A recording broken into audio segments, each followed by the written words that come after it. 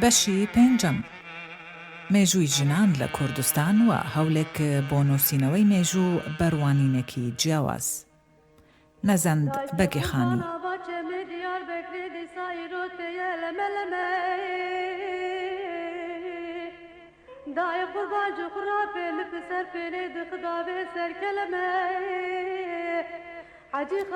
پێشەکی ئەم ناونیشانە سێ ڕوانین و سێ مێتۆد لە خۆ دەگرێت.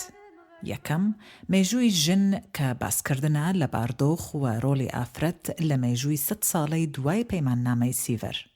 دووەم، بریتیە لە هەڵسەنگاندنی بزوتنەوەکانی ژنان لە مێژووی نوێی کورددا.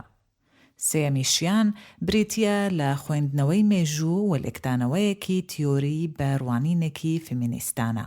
ئەم بەشە هەوڵ دەدات ئەم سێڕوانینە تێکهەڵێش بکات و خوێندنەوەیەکی گشتی و هەڵسەنگاندنێکی رەخنەگرانە بۆ مێژووی ژنان و بزوتنەوە وەرەکخراوەکان لە کوردستانی دوای پەیماننامەی سیڤەر ئەنجام بدات. دوای جێبەجێ نەکردنی برگەکانی تایبەت بە کورد لە پەیماننامەی سیڤەر و دواتر دابەشکردنی کوردستان بەسەر 4 دەوڵەت نەتەوە، کورد نەک تەنها لە هەموو مافە سیاسی و کەلتوریەکانی بێبەشکرا، بەلکو نکۆلیش لە بوونی کرا. لەو کاتەوە کوردستان وەک وڵاتێکی داگیرکراو و کوردیش وەک میلەتێکی کۆلۆنیزەکرا و مامەڵەیان لەگەڵدا دەکرێت. جگە لە سنوورە جوگرافیەکانی نێوان پارچەکانی کوردستان، کۆمەڵێ سنووری بنیادی سیاسی و ئایدۆلۆژی و کەلتوری و ئابووری دروست بوون کە کوردیان لێکترازاندووە و استراتیژی کوردیان پچڕ کردووە. ئەم لێکترازان و پچڕ بوونە کاریان کردوتە سەرباردۆخی ئافرەت و بە هەمان شێوە بزوتنەوەکانی ژنانیشیان لە نێوان خۆیان دابەش کردووە. لەم بەشەدا هەوڵ دەدەم باس لەو باردۆخانە لە هەموو پارچەکانی کوردستان بکەم، بۆ ئەمەش پشت بە کۆمەڵێ سەرچاوەی مێژوویی و ئەدەبی دەبەستم. سەرچاوەکان هەر لە ئەدەبیاتی زارەکی و دەقە کوردیەکان و گەشتنامەی ڕۆژهەڵاتناسانەوە تا مانیفێستی حیزب وەرەکخراوەکان بەڕوانینێکی رەخنەیی فیمینیستانە هەڵدەسەنگێنم. هەرچەندە سروشتی ئەم کتێبە و لەسەر داواکاری ئامادەکاران ئەوە هەڵناگرێ کە ناوی تەواوی سەرچاوەکان بهێنن، بەڵام بۆ ئەوەی نەکەوینە ناو هەڵەی مێتۆدۆلۆجیەوە هەوڵم داوە ئاماژە بە سەرچاوە سەرەکیەکان بکەم. شایانی باسە ئەم بەشە بە پشتبەستن بە چەند وتارێکم کە پێشتر چاپ کراون یا لە کۆڕ و کۆنفرانس پێشکەشم کردوون نووسراوە. هەروەها پشتم بەستووە بە نامەی دکتۆراکەم لە زانکۆی سۆربۆن کە تایبەت بوو بە وێنای ژنی کورد لە ئەدەبیاتی ئۆروپی سەدەی 19 و سەرەتای سەدەی 20. ئەوەی گرنگە جەختی لەسەر بکرێتەوە ئەوەیە کە ئێمە لێرە تەنها مێژوو بە شێوەیەکی کرۆنۆلۆجی بەیان ناکەین، بەڵکو لە ڕوانگەی فیمینیستی رەخنەگرانەوە دەیخوێنینەوە. لە ڕووی تیۆریشەوە لە دوا بەشی وتارەکەمدا لێکدانەوەیەکی تیۆریم کردووە کە بە ئاگایانە و بە پێچەوانەی ڕەوتی باوی ئەکادیمیە لە جیاتی سەرەتا لە کۆتایی دامناوە. لە ڕووی زمانەوانیشەوە هەردوو شەی ژن و ئافرەت بەکاردەهێنم و جەخت لەسەر ئەوە دەکەمەوە کە بوونی هەردوو زاراوە بەشێکە لە دەوڵەمەندێتی زمانی کوردی. ئەسلی ئەم دوو شەیەش هەرچیەک بێت، ئەڤرۆدیت وەک خوداوەندی ئەڤین لە لای گریکەکان یا عەورەت بەواتە عەرەبیەکەی، ژنیش وەک سەرچاوە و ڕەگی ژین. ئەمڕۆ لە زمانی کوردیدا هەردوو زاراوە جێگەیان بۆتەوە و بە پێویستی دەزانم بۆ گزارشکردن لە واقعی کۆمەڵایەتی بەکار بهێنرێن. ئافرەتی کوردستان پێش سەدەی 20. بۆ ئەوەی باسی ژنانی کوردستان لە دوای پەیماننامەی سیڤەر بکەین، پێویستە کۆنتێکستوالیزەی باردۆخەکە بکەین.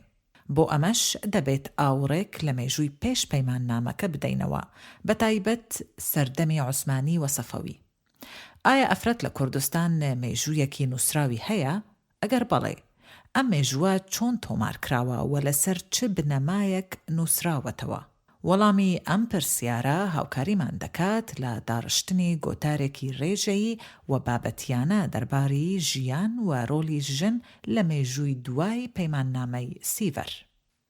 ئەگەر کورد بە شێوەیەکی گشتی وەک نەتەوە مێژوویەکی توکمەی نووسراوە و بەلگە ئامێزی نەبوو بێ، مێژووی ژنانی کوردستان بە هەمان شێوە بەرهەمی خەیاڵ و ئەندیشە بووە، نەک بەرهەمی گەڕان و توێژینەوە و ڕاوەکاری. هۆکاری ئەمەش دەگەڕێتەوە بۆ نەبوونی تۆژینەوەی ئەکادیمی و کەمی سەرچاوە و تۆماری مێژووی لەم بارەیەوە. لەوانەیە بێدەوڵەتی و سیاسەتی زمانکوژی وەک دەرئەنجامێکی سیڤەر هۆکارێکی گەورەی ئەم هەژاریە بن، چونکە ئەوانی دیکەی باڵادەست یان نکۆڵیان لە مێژووی کورد کردووە یان لە دیدی خۆیانەوە مێژوویەکەیان نووسیوە و خۆیان کردووە بە خاوەن گۆتار و چقی معرفی، واتە کورد خراوەتە دەرەوەی گۆتاری معرفی. هەروەها لە نەبوونی دۆکیومنت و نووسراوی مێژووی و گوتاردا کورد تاڕادەیەکی زۆر پشتی بەستووە بە بەیت و حکایەتی زارەکی و فولکلۆری لەلایەک و ئەدەبیاتی ڕۆژهەڵاتناسان لەلایەکی دیکە. مێژوو ناسان لە هەردوو حاڵەتدا و بەتایبەتی لە ئەدەبیاتی ڕۆژهەڵاتناسیدا ئافرەتی کوردیان وەک بوونەوەرێکی دەرەوەی واقع و نێشتەجێ لە کۆنتێکستێکی نامۆ هەڵسەنگاندووە. لە ئەنجامدا خوێندنەوەیەکی رەخنەییان نەبووە، نەبۆ مێژوو و نەبۆ ئەدەبیاتی ڕۆژهەڵاتناسیش. مێژوو هێ ئەو کەسەیە کە دەینووسێتەوە، واتە هێ دەسەڵاتدارە، چوەک دەوڵەت، چوەک نەتەوە و تاک وە گروپی زاڵ. گومانی تێدا نییە کە چقی دەسەڵاتیش پیاوە. لانی کەم تا ئێستا. کەواتە مێژوو بەرهەمی دەوڵەت وە گوتار و ئەقلیەتی پیاوسالاریە. ئەم لێکدانەوەیە بۆ هەموو جیهان ڕاستە و کوردستانیش دەگرێتەوە. لە ڕابردوودا تەنها پیاوان لە ڕێگای حوجرا و مەدرسە و کلێسا و سیناگۆگ و پەرستگاکانەوە دەستیان بە خوێندن و نووسین ڕاگەیشتووە و لە ئەنجامدا بوون بە خاوەنی گوتار و معریفە. کایەی معریفە دەسەڵاتی زانینی بە چینی دەسەڵاتدار و پیاوان بەخشیوە کە لە بەرژەوەندی ئاین و سیاست بەکاریان هێناوە. ئاین بەرجەستەی پیاوسالاری دەکات و معریفە و دەسەڵاتیش بە هەمان شێوە شایان لە پیاوسالاری دەنێن و دروستی دەکەن و بەرهەمی دەهێننەوە. پیاوان وەک دەوڵەتانی زاڵ و داگیرکەری کوردستان مێژوویان بە پێ بیرروباوەڕ و بەرژەوەندی تایبەتی خۆیان و دەسەڵاتی ئاینی و سیاسی نووسیوەتەوە. مێژووی کورد هەڵگری تەواوی ئەم خەسلەتانەیە. پاش دابەشبوونی کوردستان لە دوای شەڕی چالدێران لە 1514 بۆ سەر ئیمپراتۆریەتی سەفەوی و عوسمانی و لە دوای پەیماننامەی لۆزانیش لە 1923 بەسەر 4 دەوڵەت نەتەوەدا مێژووی کورد گزارش بووە لە بیرروباوەڕی دەوڵەت و نەتەوە زاڵ و سەردارەکانیان کە لەسەر بنەمای گوتاری نەتەوەی باڵادەست و ئاینی و پیاوسالاری بنیاتنراون. لە ناوخۆی کوردستانیشدا مێژوو بەرجەستەی بیرروباوەڕ و گوتاری دەسەڵاتی دەرەبەگی و ئاینی و پیاوسالاری کردووە. یەکەم بەڵگەنامەی مێژووی باوەڕپێکراو کە باسی ژنی کوردی کردبێ شەرەفنامەیە. کتێبە بەناوبانگەکەی شەرەفخانی بەدلیسی 1543-1599 کە لە کۆتایی سەدەی 16دا نووسیویەتی. جگە لە باسی فرەژنی و ڕەوشت بەرزی ئافرەتان و تێکەڵ نەبوونیان بە فەزای دەرەوە کە ڕەنگدانەوەی نۆرم و کۆدی کۆمەڵایەتی و شەرەفن لە لای کورد، باس لە ژنانی حکومڕانیش دەکات. شەرەفخان باسی ئەو ژنانە دەکات کە دوای مەرگی هاوسەرەکانیان توانیویانە دەسەڵات بگەرنە دەست و پیاوانە و وەک شێر حکومڕانیان کردووە. بێگومان نمونەی ئافرەتی حکومڕان و شاسوار زۆرن لە مێژووی کوردیدا. خانزاد و حەلیمە خانی هەکاری و قەرەفاتیمە و دواتر عادیلە خانم.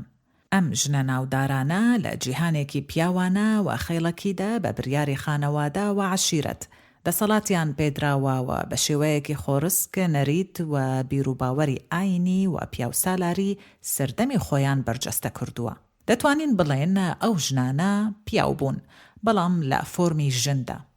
بۆ ئەوەی دانیان پێدا بنرێت دەبوایە خۆیان لە خاصیەتی ژنانە داماڵن و نۆرم و نەریتی کۆمەڵایەتی پیاوسالاری بەرجەستە بکەن. ئەو کەسایەتیانە هۆشیاری ژنانەیان نەبووە و نەیانتوانی و داوای مافی ئافرەتان بکەن کە دیارە ئەو کات نەک هەر لە کوردستان نەبووە بەڵکو لە جیهانیشدا شتێکی تازە بووە. لە ئەدەبیاتی فۆلکلۆریدا ژن ئامادەییەکی زۆری هەیە، بەڵام زیاتر وەک فەنتازیای پیاوە وێنەکراوە. ئەگەر لە هەندێ بیت و گۆرانی فۆلۆکلۆری ئافرەت وەک بوونەوەرێکی عاشق و بوێر و پەیڤبێژ و جارجارەش فەرمانڕەوا وەسف بکرێت، ئەوە وەسفەکە لە ئاستی ئەو فانتازیا بوونەدا بووە. لێرەدا ئافرەت وەک نادیار ئۆبژێکت ئامادەی هەیە. بەڵام ئێمە هەندێک جار گومان دەکەین لەوەی کە دانەری ئەم بەیتانە ژن بووبن.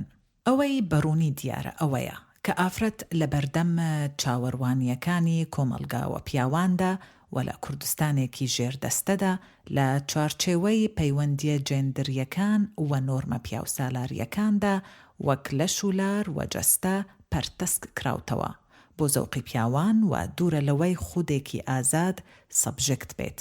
لە ماموزینی ئەحمەدی خانێدا 1650-1707 ژن هێنراوەتەوە ئاستێکی دیکە، وەک بوونەوەرێکی باڵا لە عەشقدا بەرجەستە دەبێ. دەتوانین بڵێن ئەو عەشقە سۆفیگەریە ژن وەک خوداوەندێک بەجووتبوون لەگەڵیدا پیاوە دەگەینێت بە ئاستێکی ئەفسوناوی و چێژ و ڕەزامەندیەکی وجودیانە. ئەم ڕوانینە بەڕوونی لە وەسفی وردی ئاوێتەبوونی شەهوەت ئامێزانەی خاتووستی و تاژەدین لە یەکەم شەوی پێگەیشتنیان ڕەنگی داوەتەوە. ئەم ڕوانین و وەسفە ورد و ئێستیتێکیەی ئەحمەدی خانی دەشێ وەک درێژکراوەی فەلسەفەی جەستە و سێکس و ئاوێتەبوونی خوداوەندیانەی سەردەمی میزۆپۆتامیا بێت کە لە پێگەیشتنی هەردوو خوداوەندی دووموزی و ئینانادا وێناکراوە و دواتر لە سرودەکانی تەورات و ئەدەبیاتی عەرەبیش بە وردی ڕەنگی داوەتەوە. لە سەدەی 19دا ژنێک دەرکەوت، جیاوازتر لە هەموو ئەوانەی پێشخۆی و نوێ خواستر لە چاو سەردەمەکەی. لانی کەمە تا ئەو ڕادەیەی ئێمە ئاگدار بین. ئەو ژنە ماهشەرەف خانی ناسراوە بە مەستوورەی ئەردەلانی 1805-1847 بوو. مەستوورەی ئەردەلانی ژنێکی سەر بەچینی دەسەڵاتداری میرنشین بوو. ئەو دەسەڵاتە دەرفەتی بۆ ڕەخساندە بوو بخوێنێت و ئاشنای دنیای معریفە و ئەدەب و مێژوو بێت. وەک ژنێکی ڕۆشنبیر ئەو خانمە شعری نووسیوە و ڕۆڵی لە تۆمارکردنی مێژووشدا بینیوە. بەڕای زۆر نووسەر مەستوورەی ئەردەلانی تاکە مێژوونووسی ژن بووە لە هەموو ڕۆژهەڵاتی ناوەڕاستی سەدەی 19دا. من لەم بەشەدا ناتوانم شعر و نووسینەکانی ماهشەرەف خان هەڵسەنگێنم، بەڵام سەرنجێکی خێرا ئەوەمان پێدەڵێ کە ئەو ژنە شاعیر و ڕۆشنبیرە لە باردۆخی سیاسی ئەو کاتەدا ویستویەتی بە شێوازێکی جیا بژی و وەک ڕۆشنبیرێک جێگەی خۆی لە کۆمەلگای کوردیدا بکاتەوە. بەڵام دیارە نوێخوازی مەستوورەی ئەردەلانی لە چوارچێوەی ئەقلیەتی پیاوسالاری سەدەی 19 و چینی میر و دەرەبەگدا لە ژێر فەرمانڕەوایی ئیمپراتۆری فارس ماوەتەوە. ئەمەش لە شێعر و نووسینی مێژوویدا ڕەنگی داوەتەوە. لەناو کۆنتێکستی ئەو کاتیشدا ناهۆشیاری سۆسیۆلۆژی و ناهۆشیاری فێمینیستی لەو سەرزەمینە بوونیان هەبووە. بۆیە بواری بۆ نەرەخساوە لە ڕوانگەیەکی ژنانەوە، ناڵێم فێمینیستانە چونکە هەروەکو پێشتر وتم ئەو کات فێمینیزم نەوەک چەمک و نەوەک بزوتنەوە سەری هەڵ نەدابوو. نووسینەکانی دابڕێژێ و کۆمەلگا هەڵسەنگێنێ و مێژوو بنووسێتەوە. سەرەڕای ئەمانەش ئەو خانمە بۆ سەردەمەکەی خۆی ڕەچەشکێن بووە، بەوەی وەک ئافرەتێک لە دنیای پیاواندا بەرەنگاری دەنگ و چەڵەمای کۆمەڵایەتی بۆتەوە.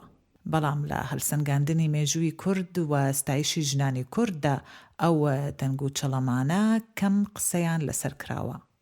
لە برگەی لێکدانەوەی تیۆری ئەم بەشەدا هەوڵ دەدەم ئەم لایەنە شی بکەمەوە. بوونی مەستوورەی ئەردەلانی وەک ژنێکی شاعیر و ڕۆشنبیر لە مێژووی کوردیدا زۆر گرنگە، بەڵام دواتر لە فەزای پیاوسالاری و کۆلۆنیزەکراوی کوردیدا نەخۆی و نانووسینەکانی نەیانتوانیوە پانتاییەکی فراوانی کەلتوری داگیر بکەن کە لە گوتاری معریفیدا ڕەنگ بدەنەوە. بۆیە خۆی و نووسینەکانیشی هەر لە ئاستی ستایش و شانازی پێوەکردن ماونەتەوە. پیاوی کوردیش لەبەر ئەوەی ئازاد نییە، ئەوەندەی کەوتۆتە ژێر کاریگەری گوتاری عەرەبی و فارسی لەلایەک و گوتار و ئەندێشە ئامێزی ڕۆژهەڵات ناسان لەلایەکی دیکە، ئەوەندە ئاوری لە گوتار و بەرهەمی فکری ئافرەتانی کوردستان و واقعی سەختی ژنان نەداوەتەوە. بۆیە لەو پەیوەندەدا پیاوانی مێژوونووس ڕۆشنبیر دەقی ئەدەبیاتی ڕۆژهەڵاتناسیان بەبێ لێکدانەوەی قوڵ و ڕاوەکارانە وەک دەقی مێژووی وەرگرتووە. لەم هەوڵەیاندا سەرەرای ستایش و پیاهەڵدانی پرموبالەغە و سادەگۆیی نەیانتوانیوە بەڕوانێنێکی رەخنەگرانەوە ئەو دەقانە هەڵسەنگێنن و لە کۆنتێکستی کۆلۆنیالیەوە لێ بڕوانن. بۆیە وەک مێژوو مامەڵەیان لەگەڵ کردووە. پرسیارێکە کە پێویستە لێرەدا بکرێ ئەوەیە: ئایا ژنی کورد لە ئەدەبیاتی ڕۆژهەڵاتناسیدا چۆن وێنەکراوە؟ ئایا ئەو وێناکردنە گزارش لە واقعی کۆمەڵایەتی کوردستان و باردۆخی ژنان دەکات؟ وێنای ژنی کورد لە ئەدەبیاتی ڕۆژهەڵاتناسیدا. مێژوو واتە نووسینەوەی ڕاوەگاری واقع. ئەگەر ئەوەی وەک مێژوو ناسراوە گزارش لە واقع نەکات، کەواتە بەرهەمی خەیاڵ و ئەندێشەیە. ئافرەتی کورد لە ئەدەبیاتی ڕۆژهەڵاتناسیدا ئامادەییەکی بەرچاوی هەیە، بەڵام وێنای ئەو چەندە بارگاویە بە خەیاڵ و ئەندێشە بە هەمان ئەندازە ئالۆز و کێشە ئامێزە و بە ئەفسانەیی کراوە. ئەمە لێکدانەوەیە وێنای هەموو کورد لەو ئەدەبیاتە دەگرێتەوە، چونکە ڕاستە لە سەدەکانی ڕابردوودا ژمارەیەکی زۆر ئەو گەریدە ڕۆژئاواییانەی گەشتیان بۆ ڕۆژهەڵات کردووە بە کوردستانیش تێپەڕیون، بەڵام جگە لە دیپلۆماتکاری بەریتانی کلۆدیۆس جێمس ڕێچ 1787 1821 و فەڕەنسی هێنری بەندەر لە کۆتایی سەدەی 19دا هیچ کام لەو گەریدانەی لەسەر کۆمەلگای کوردیان نووسیوە بەمەبەستی گەشت و مانەوە و لیکۆلینەوە لە کورد و کوردستان نەهاتوونەتە ئەو بناوچەیە. زۆربەی گەریدەکان بە کوردستاندا گوزەریان کردووە وەک پانتاییەکی جوگرافی گرنگ لە نێوان ئیمپراتۆریەتی عوسمانی و سەفەوی قاچاریدا. بۆیە دەتوانین بڵێن خاکی کوردان بۆ ئەو گەریدانە وەک وێستگەیەکی حەوانەوە یان ڕاگوزەر بووە لە گەشتە دوور و درێژەکانیاندا. لەبەر ئەوە سەرەرای کۆنی پەیوەندی نێوان کوردستان و ڕۆژئاوا کە مێژوونووسان دەیگەڕێنەوە بۆ سەردەمی زێنێفۆن نزیکەی 400 ساڵ پێش زاینی، ناوی کوردستان لە ناونیشانی گەشتنامە ڕۆژئاواییەکان درەنگ دەردەکەوێ.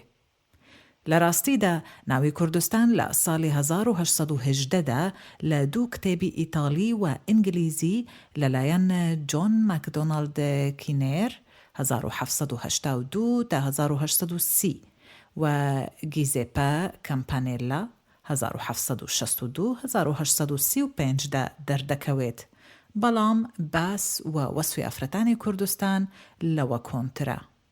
ڕۆژهەڵاتناسان کاتێ بە ناوچە کوردنشینەکاندا تێپەڕیون لە کەناری شار و لە لادێکاندا ژنی کوردیان بە جلوبەرگی ڕەنگاوڕەنگ و بێعەبا و بە ڕوخساری دانەپۆشراوە بینیوە.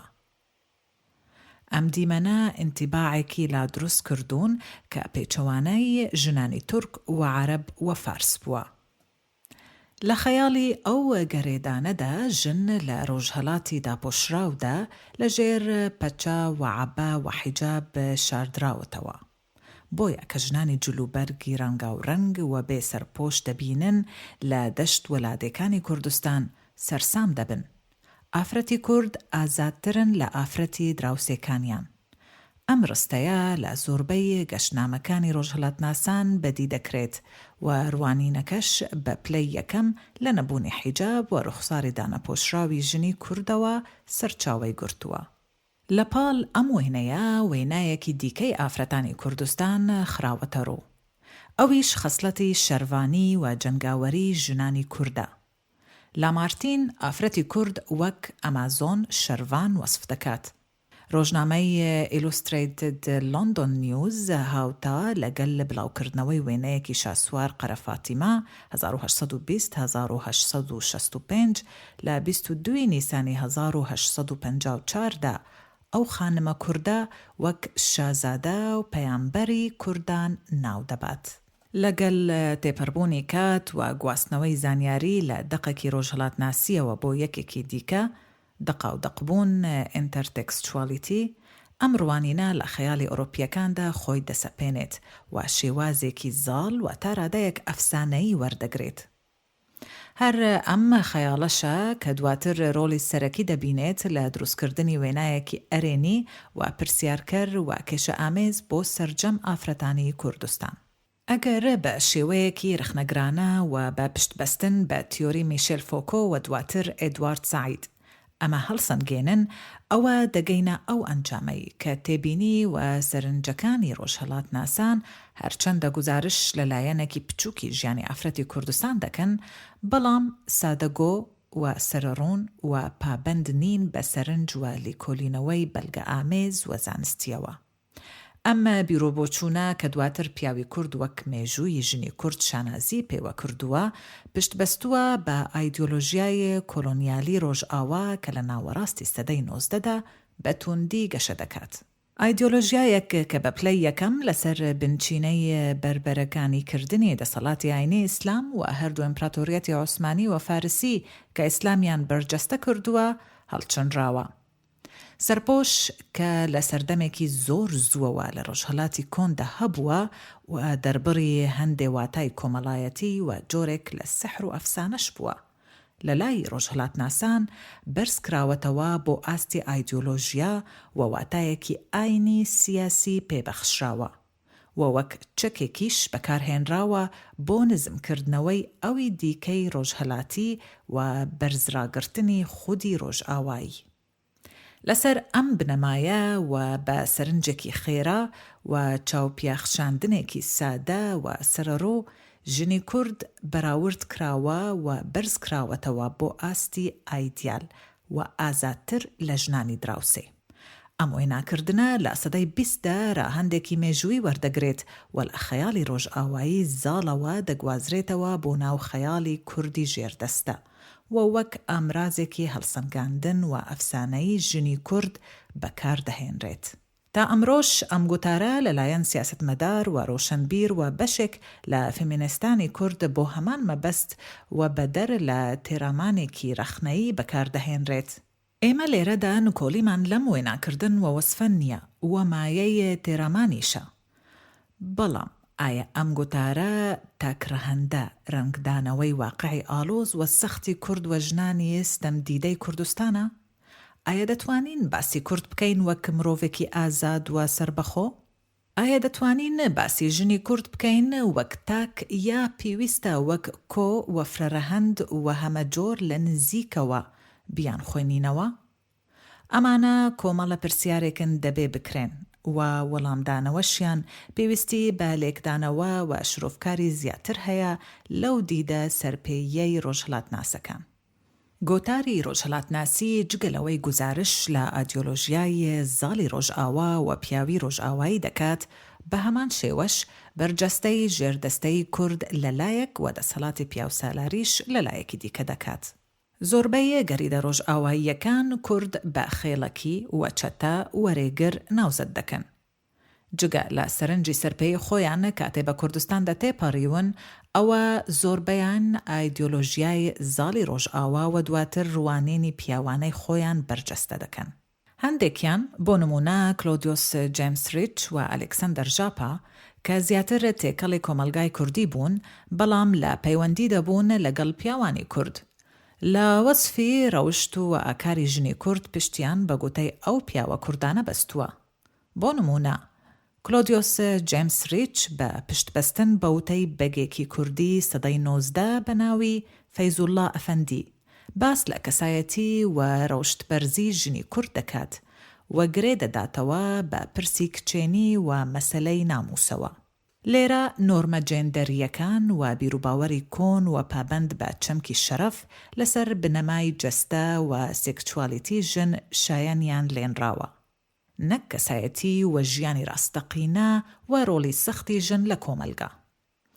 ئەمڕوانینە دواتر بە شێوەیەکی فراوانتر لەلایەن مەلا مەحموودی بایەزیدیەوە 1877-1859 بایەخی پێدەدرێت وە لە کتێبی عادات و ڕسوماتنامەی ئەکرادیە دابوونەریتی کورد کە لە 1963 لەلایەن ڕۆدنکۆوە لە مۆسکۆ چاپ دەکرێت. دەگوازرێتەوە بۆ سەر زمانی کوردناسانی ڕووس. ئەمە جێگەی سەرنج وە تێرامانە. ئایا تا چەند پیاوێکی کوردی دەرەبەگ و دەرچووی حوجرە و سەر بە بیرروباوەری ئاینی توانیویەتی گزارش لە سەختی ژیان و واقعی ژنی کورد بکات؟ وەڵامی ئەم پرسیارە لە یەکدانەوەی زۆر هەڵدەگرێت و لێرەدا ناچینە ناو ئەم باسەوە. بەڵام گرنگێدانی ڕۆژهەڵاتناس و کوردناسان بە ڕەوشتبەرزی و داوێنپاکی ژنی کورد ئەوەندەی گزارش لە گرنگی شەرەف و بەستنەوەی بە ڕەوشت و سێکچواڵەتی ژنەوە دەکات، ئەوەندەی گزارش بە بۆ چوونی پیا و کۆمەڵگای پیا و سالاری دەکات، ئەوەندە باس لە کەسایەتی و سەختی ژیان و کێشە هەموو جۆرەکانی ئافرەتانی کوردستان ناکات. هەروەک گوتمان، جگە لەم خاصیەتەی ئافرەتی کوردستان لە ئەدەبیاتی ڕۆژهەڵاتناسیدا خاصیەتێکی دیکە لە خەیاڵی گشتی ڕۆژئاوا خۆی نیشان دەدا. ئەویش وێنەی جەنگاوەری و قارەمانی ژنە لە کوردستان. ئەم وێناکردنە ئەگەر تا سەدەی 19 بە خەیاڵ بەرجەستە بوو بێ، ئەوە لە سەدەی 19 لە ئەستەمبولەوە وێنەی قەرەفاتیمە کە سەرۆک خێڵ بووە لە مەڕەش وەک ژنە جەنگاوەرێک لەسەر ئەسپەکەی وێنەی لە ئیلیسترۆیتد لۆندۆن نیوز بڵاو دەکرێتەوە و وەک شازادە و پەیامبەری کوردان وەسف دەکرێت. دواتر هاوشان لەگەڵ ئەو وێنایەی ژنانی کورد وەک جەنگاوەر و سەردار خێڵ و عەشیرەت، عادیلە خانم 1924 لە خەیاڵی ئینگلیز وەک شاژنی بێتاج و فەرمانڕەوای لێهاتوو خۆی دەسەپێنێت. عادیلە خانم لە سەرەتای سەدای 20 و پێش پەیماننامەی سیڤەر لە ئەدەبیاتی ڕۆژهەڵاتناسیدا گرنگی پێدەدرێت. ئینگلیزیەکان دوای داگیرکردنی ئەو بەشەی کوردستان وەک سەرۆکی خێلی جاف و ژنێکی حاکم و کارگێر کە دوای مەرگی هاوسەرەکەی سەرۆکایەتی خێلی جاف و حەلەبچە دەکات. ڕێزی لێدەنێن. ئەفسەرە ئینگلیزیەکان زۆر سەرسام دەبن بەو خانمە فەرمانڕەواییە. ئێدمۆنس و هاوسەرەکەی لە پەیوەندی ڕاستوخۆ و دیپلۆماسیدا بوون لەگەڵ عادیلە خانم و نازناوی شاژنی بێتاجیش لەلایەن ئەوەوە بەو خانمە دەدرێت. پەیماننامەی سیڤەر و بزوتنەوەی نەتەوەی کوردی. یەکەم، ناسیۆنالیزم و ژن لە سەرەتای سەدەی 20ەوە. سیڤەر نەبووە هۆی دامەزراندنی دەوڵەتی کوردی. لە ئاکامدا کوردستانی ژێر دەسەڵاتی عوسمانی لە نێوان 3 دەوڵەت نەتەوەدا دابەشکرا. لە هەموو ئەم بەشانەدا کوردەکان بەرەنگاری سیاسەتی نەتەوپەرستی و پاکتاوی نەژادی و نەتەوی بوونەتەوە و ناچار بە راپەرین و بەرخودان و خەباتی چەکداری کراون. لە کوردستانی ڕۆژهەڵاتی ژێر دەسەڵاتی ئێران جگە لە پاکتاوی نەتەوەیی کوردەکان بەرەوڕووی جیاکاری مەزهەبیش بوونەتەوە. بۆیە ئافرەتی کورد سەرەرای چەوساندنەوەی لە ناو کۆمەڵگا و خێزاندا ڕوبەڕووی چەوساندنەوەی دەوڵەتی و ئاکامەکانی شەڕی چەکداریش لە پێناو ڕزگاری نەتەوەی بووتەوە. هەروەک لە بەرگەی پێشوودا باسم کرد، جێبەجێنەکردنی پەیماننامەی سیڤەر و دابەشکردنی کوردستان بوونەهۆی ڕوودا و کارەساتی کوشندە تا ئاستی کۆمەڵکوژی و جێنۆساید. لەو کاتەوە هۆشیاری کوردی و نەتەوەی پێشوازیەکی دیکە گەشەی سند و ژنانی کورد هاوشێوەی پیاوان هۆشیار بوونەوە و کەوتنە خۆڕێک خستن و خەبات. ئەم خۆڕێک خستن و خەباتە ئەگەرچی بێ استراتیجیکی یەکگرتوو بووە، لێرە وەک بزوتنەوەی ژنانی کوردستان ناوی دەبین کە بەشێکی دانەبراوە لە بزوتنەوەی نەتەوەی و خەباتی حیزبەکانی کوردستان بە خاصیەتە خێڵەکی و ئایدیۆلۆژیە جیاجیەکانەوە. لەم بەرگەیەدا بە کورتی باسی ناسیۆنالیزم و بزوتنەوەکانی ئافرەتانی کوردستان دەکەین. سەرەرای هەندێک کاریگەری نوێخوازانە لە تورکیا و ئێران کۆمەڵگەی کوردی هەلی بۆ نەرەخساوە وەک پێویست بچێتە پێشەوە. بەشێک لە هەوڵی دەسەڵاتدارانی داگیرکەریش لە پاکتاوی نەژادی و نەتەوەی بریتی بووە لە هێشتنەوەی بنیادی خێڵەکی و عەشایریەکان و دابرانی کۆمەڵگەی کوردی لە دامەزراوە فێرخوازی و پەروەردیەکان، بە تایبەتی بە زمانی دایک. ئەمانە بوونەتە هۆی مانەوەی نەریتی باوی کۆمەڵایەتی و نۆرمە جێندەریەکانی دژ بە مافی مرۆڤ و پێگەی ئافرەت بەرادەیەکی کە زۆر جار کورد وەک ڕەسانایەتی و شوناسی خۆی مامەڵەی لەگەڵ کردوون. جگەلەمەش شۆڕەشی 1970 ئیران و سیستەمی کۆماری ئیسلامی بوونەهۆی سەرهەڵدان و پێشخستنی کەش و بزوتنەوەی ئیسلامی سیاسی لە ناوچەکە بە کوردستانیشەوە. ئەمانە و جەنگەیەک لە دوای یەکەکان و خەباتی چەکداریش هەمووی ڕۆڵیان هەبووە لەوەی کۆمەڵگەی کوردی نەک هەر وەک پێویست گەشەنەکات بەڵکو لە ناو بازنەی جەنگ و پێکدادانی چەکداریدا بخولێتەوە. توندوتیژی نەک هەر بەردەوام بێت بەڵکو نۆرمالیزە بکرێت و بەردەوام بەرهەم بهێنرێتەوە. لەم سۆنگەیەوە کۆمەلگای کوردی بەگشتی و باشووری کوردستان بە تایبەتی تا سەرەتای سەدەی 21 بە داخراوی و خێڵەکی ماوەتەوە. خۆی بە دابوونەریتەوە هەلواسیوە و وەک ناسنامەی نەتەوەیی پارێزگاری لێکردوون. ئەمە باردۆخە بۆتە هۆی ئەوەی دەسەڵاتی پیاوسالاری زیاتر گەشە بکات. لە چارچەوەی ئەو پەیوەندیەی هێز و دەسەڵاتدا ئافرەت لە کوردستان تەنها لە ڕووی سیاسی و نەتەوەی و نەچەوساوەتەوە بەڵکو لە ڕووی کۆمەڵایەتیشەوە وەک چەوساوەی دەستی چەوساوان یا کوێڵەی کوێلەکان مامەڵەی لەگەڵدا کراوە.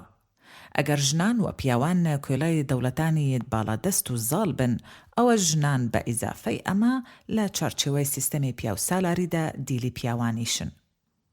سەرەرای زەڵبوونی سیستەمی پیاوسالاری و ژێردەستەی ژنان لە ڕووی کۆمەڵایەتیەوە ئافرەتانی کوردستان خەباتیان کردووە بۆ ڕزگاری نەتەوەیی و لایەنگری بزوتنەوەی سیاسی و نەتەوەیەکانی کوردستانیان کردووە کە پیا و چەق و بکەریان بوون. ئەگەر ئەو ڕێکخراوانەی لە شێوەی حیزب و ئۆرگانی سیاسی لە دوای دابەشکردنی کوردستان سریان هەڵداوە وەک بزوتنەوەی ناسیۆنالیستی کوردی ناوزەت بکەین ئەوە دەبێت بڵین ئافرەتان ڕزگاری خۆیان لە بەدیهێنانی ئامانجە نەتەوەیەکاندا بینیوە. بۆیە لە ناو ئەو ئۆرگان و حیزبانەدا بۆ ڕزگاری سیاسی و نەتەوەیی خەباتیان کردووە. مەترسی سەرەکی ئەم ڕەوتەش ئەوە بووە کە ژنان بە هەمان شێوەی حیزبە سیاسیەکان استراتێجیکی هاوبەشیان نەبووە، شرعیەتی دابەشبوون و توندوتیژی خێڵەکی و چەکداریان بەرهەم هێناوەتەوە. پێش ئەوەی درێژە بەوە ڕەهەندە بدەم بە پێویستی دەزانم بە کورتی و واقعی بینانە باس لە باردۆخی ژنانی کوردستان بکەم. باردۆخی ئافرەت لە کوردستان بە ڕوانینێکی واقعیانە. ڕاستە هەروەک مارتن ڤان برۆنسن دەڵێ ژنانی کورد سەرەرای باردۆخی پیاوسالاری توانیویانە بگەنە دەسەڵات. بەڵام ئەمە بە تەنها گزارش لە واقعی سەختی ژنان و ستەم و چەوساندنەوەیان ناکات. هەروەها هەروەک لە برگەی پێشوو باسم کرد گوتاری ڕۆژهەڵاتناسی کە ئالۆز و بارگاویە بە بیرروباوەری کۆلۆنیالی و ئایدۆلۆژیای زاڵی ڕۆژاوا لەسەر بنچینەی بیر و لێکدانەوەی بەڵگە ئامێز و توێژینەوە دروست نەبووە. بۆیە ناتوانین وەک بەڵگەی مێژووی بەکاریان بهێنین چونکە بەکارهێنانی نەک هەر نامۆبوونە بە واقع و بەرهەمهێنەرەوەی ڕەهەندی قوربانی بوونە وەک کورد و وەک ئافرەت بەڵکو سستی ڕاوەکاری و لێکدانەوەی سۆسیۆلۆژی و نەبوونی مێتۆد و گوتاری زانستی ڕۆشنبیری کوردیش دەگەینێ. ئەگەر گوتاری ڕۆژهەڵاتناسی بارگاوی بێت بە ئایدۆلۆژیای کۆلۆنیالیەوە ئەوە دەتوانین بڵێن نەبوونی مێتۆدی تایبەت و نەبوونی گوتاری زانستی ئەکادیمی کوردی بەشێکە لە سەرنجامەکانی داگیرکاری و ژێردەستەیی و چەوساندنەوەی نەتەوەیی. لە هەموو حاڵەتێکدا هەر مێژوویەک لەسەر ئەم جۆرە بنەمایانە هەڵچنرابێ دەبێ بخرێتە ژێر پرسیارەوە. هەڵبۆشێنرێتەوە و بەڕوانینێکی رەخنەگرانەوە دووبارە دابڕێژرێتەوە. لەم کۆنتێکستە ئالۆز و دژوارەدا بەڕای زۆر کۆمەڵناس و مێژوونووس باشترین مێتود بۆ نووسینەوەی مێژووی ژنان گێرانەوەی سەرگوزەشتە و ڕووداوەکانە لە زاری خۆیانەوە هاوتا لەگەل کۆنسێپتوالیزەکردنی ئەو ئەزمونە. ئەمە ئەوەش پشتڕاست دەکاتەوە کە بەهۆی چەوساندنەوەی نەتەوەیی و سیاسی دەوڵەتانی داگیرکەر کورد بەگشتی و ژنانی کورد بە تایبەتی دەرفەتی خوێندن و نووسینیان نەبووە. بۆیە لە ڕێگەی گێرانەوە و چیرۆکی زارەکیەوە توانیویانە گۆزارش لە خۆیان و ئەزمونەکانیان بکەن کە کەمتر کۆنسێپتوالیزە کراون. بۆ کەس جێگەی گومان نییە کە ژیانی واقعی ئافرەت لە کوردستان زۆر سەختە و ڕگاژووی ناو ئەقلیەتی داگیرکاری و ئایدۆلۆژیای زاڵی ناسیۆنالیستی عرب و تورک و فارس و بیرروباوەری پیاوسالاریە. ئەمە لەلایەکی دیکە ئەو ژنانەی گەیشتونەتە دەسەڵات زیاتر هاوسەر یا کچ و خوشکی سەرۆکخێل و عەشیرەت و شێخ و ئاغا و بەگبوون. ئەمەش لە دوو ڕووەوە کێشە ئامێزە. یەکەم بەرهەمهێنەرەوەی سیستەمی چەوسانەوە و دەرەبەگایەتیە کە لە ناوەوە درێژە بە نەریتی باو و بەهاوە کردە پیاوسالاریەکانی کورد خۆی و ئەقلیەتی دەسەڵاتە داگیرکاریەکانیش دەدات. دووەم، برەوە بە جیاوازی چینایەتی و نایەکسانی کۆمەڵایەتی دەدات، چونکە ئافرەتی سەربەچینی ڕاعیەت لە بەشەکانی پێشوو بە ڕاعیەت هاتووە. و جوتیار و وەزیر و هەژار لەو سەردەمەدا نەک هەر دەرفەتیان بۆ نەرەخساوە بخوێنن و بەناوەندی دەسەڵات و شوێنی بریاردان بگەن، بەڵکو لە کایای کەلتوری و گوتاری معرفیش و دەرنراون و گۆیان لێ نەگیراوە. ئەمانە هەمووی ڕێگرن لە بەردەمگەیشتن بە مافە گەردوونیەکانی مرۆڤ و وەک کورد و وەک ئافرەت و وەک کەسی کامل و ئازاد. ژنانی کورد بە درێژایی سەدەی 20 و بە تایبەتیش دوای پەیماننامەی سیڤەر بەرەوڕووی هەموو جۆرە چەوسانەوە و ستەمێکی سیاسی و نەتەوەیی بوونەتەوە و قوربانی سەرەکی جەنگ و جینۆساید بوون کە لەلایەن دەوڵەتە داگیرکەرەکانەوە پیادەکراوە. سەرەڕای ئەمانە ژنان لە ناو بزوتنەوەی چەکداری و نەتەوەیی کوردیشدا بەرەوڕووی جیاکاری و چەوسانەوە بوونەتەوە. ئەگەر چی خەباتی نەتەوەیی کوردی دژی دەوڵەتانی داگیرکەر جێگەی ستایش و شانازیە، بەڵام لەبەر ئەوەی ئەو خەباتە لەلایەکەوە چەکداری بووە و توندوتیژی بەرجەستە کردووە، لەلایەکی دیکەشەوە بە بیرروباوەری پیاوسالاری بەڕێوە چووە. ئەوە ئافرەتی کورد نەک هەر پەراوێز خراوە، بەڵکو قوربانی بزوتنەوە نەتەوایەتیەکانیش بووە. لە کوردستانی باشوور لە ژێر ڕکێفی زیاتر لە 40 ساڵ ڕژیمی دیکتاتۆری بەعس، کۆمەلگای کوردی هەموو جۆرە ستەم و چەوسانەوەیەکی جەشتووە، هەر لە تێکدان و وێرانکردنی 4000 گوند و دەیان شارۆچکەی کوردستان، ڕاگوێزانی بە کۆمەڵ و نیشتەجێکردنی بە زۆری خەڵک لە ناو ئۆردوگە زۆرە ملێکان و ئاوارەبوونی سەدان هەزار کەس و زیندانیکردن و زیندە بە چاڵکردنی خەڵکی سیڤیل و بردومانی کیمایی بگرەتە جینۆساید و ئەنفال. ئەمانە بوونە هۆکاری تێکدانی بنیاتی کۆمەڵایەتی و ئابووری کوردی. ژنانی کورد باجی گەورەی ئەم سیاسەتەیان داوە و بەرەوڕووی توندوتیژی سێکسی و لاقەکردن و زیندە بە گۆڕکردن و ئاوارەیی و بێوە ژنکوشی و هەژاری بوونەتەوە. نمونەی دیاریش زیاتر لە 50,000 بێوەژن و کچ و ئافرەتانی ئەنفال و بارزان بوون کە تا ئێستاش چارەنووسی هاوژین و کوڕ و برای زۆربەیان دیار نییە و زۆربەیان لە چاوەڕوانیەکی ئەبەدی و بارێکی دەرونی خراپ و نەبوونی ستاتۆیەکی یاسایی گونجاودا ئەزموونی ژیانێکی پرمەینەت دەکەن و لە زۆر دەرفەتی وەک چارەسەرکردن و پەروەردە و پێگەیشتن و کار و سەرفرازی بێبەشکراون. لە کوردستانی باکوور و لە ژێر ڕکێفی سیاسەتی عسکەرتاریەتی ئەتاتورک و جێگەرەوەکانیدا لە 100 ساڵی ڕابردوودا کۆمەلگای کوردی لە تورکیا سەرەڕای چەوسانەوەی سیاسی نەتەوەی بەرەوڕووی جینۆسایدی کەلتوری و شوناسیش بوونەتەوە. کورد بە شێوەیەکی سیستەماتیکی لە ناسنامە و زمان و کەلتوری خۆیان داماڵراون و سیاسەتی مێشک شوشتنەوە و ئەنکۆلیکردن و لە ناوبردنیان بەسەر دەسەپێنراوە. بزوتنەوە کوردیەکانیش هەر لە ساڵی 1925ەوە وەک راپەڕینەکەی شێخ سەعیدی پیران لە ناو خوێن و کۆمەڵکوژی کۆتاییان پێهێنراوە. ئەم سیاسەتە ڕەنگدانەوەی ڕاستوخۆی لەسەر ژیانی ئافرەتان داناوە، سەرەڕای کۆمەڵکوژی و زیندانیکردن و ئەشکەنجە و لاقەکردن سەدان هەزار ژن لە زێدی خۆیان هەڵکەندراون و بەرەوڕووی ئاوارەیی و پەنابەری و هەژاری بوونەتەوە.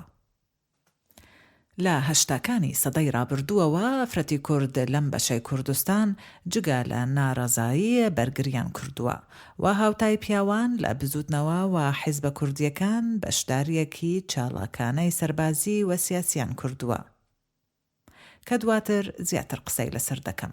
بە هەمان شێوە ژنانی کورد لە ڕۆژئاوا و لە ڕۆژهەڵات بەرەوڕووی چەوسانەوەی دەوڵەتە داگیرکەرەکان بوونەتەوە.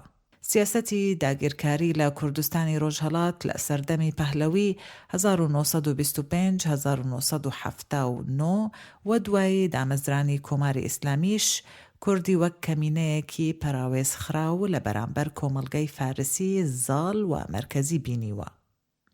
ئەم سیاسەتەی پەراوێز خستن ئەگەر بەوتەی عەباسوەلی واقعی جغرافی ئەو بەشەی کوردستان دەرنەخات ئەوە لە ڕووی دەستوری و گوتاری زاڵی فارسیەوە کوردی بە کەمتر و نزمتر لە مرۆڤی فارس بینیوە. سیاست و مامەلەشی لەگەڵ کورد لەسەر بنەمای ئەم بەکەمبینی و پەراوێز خستنە بووە.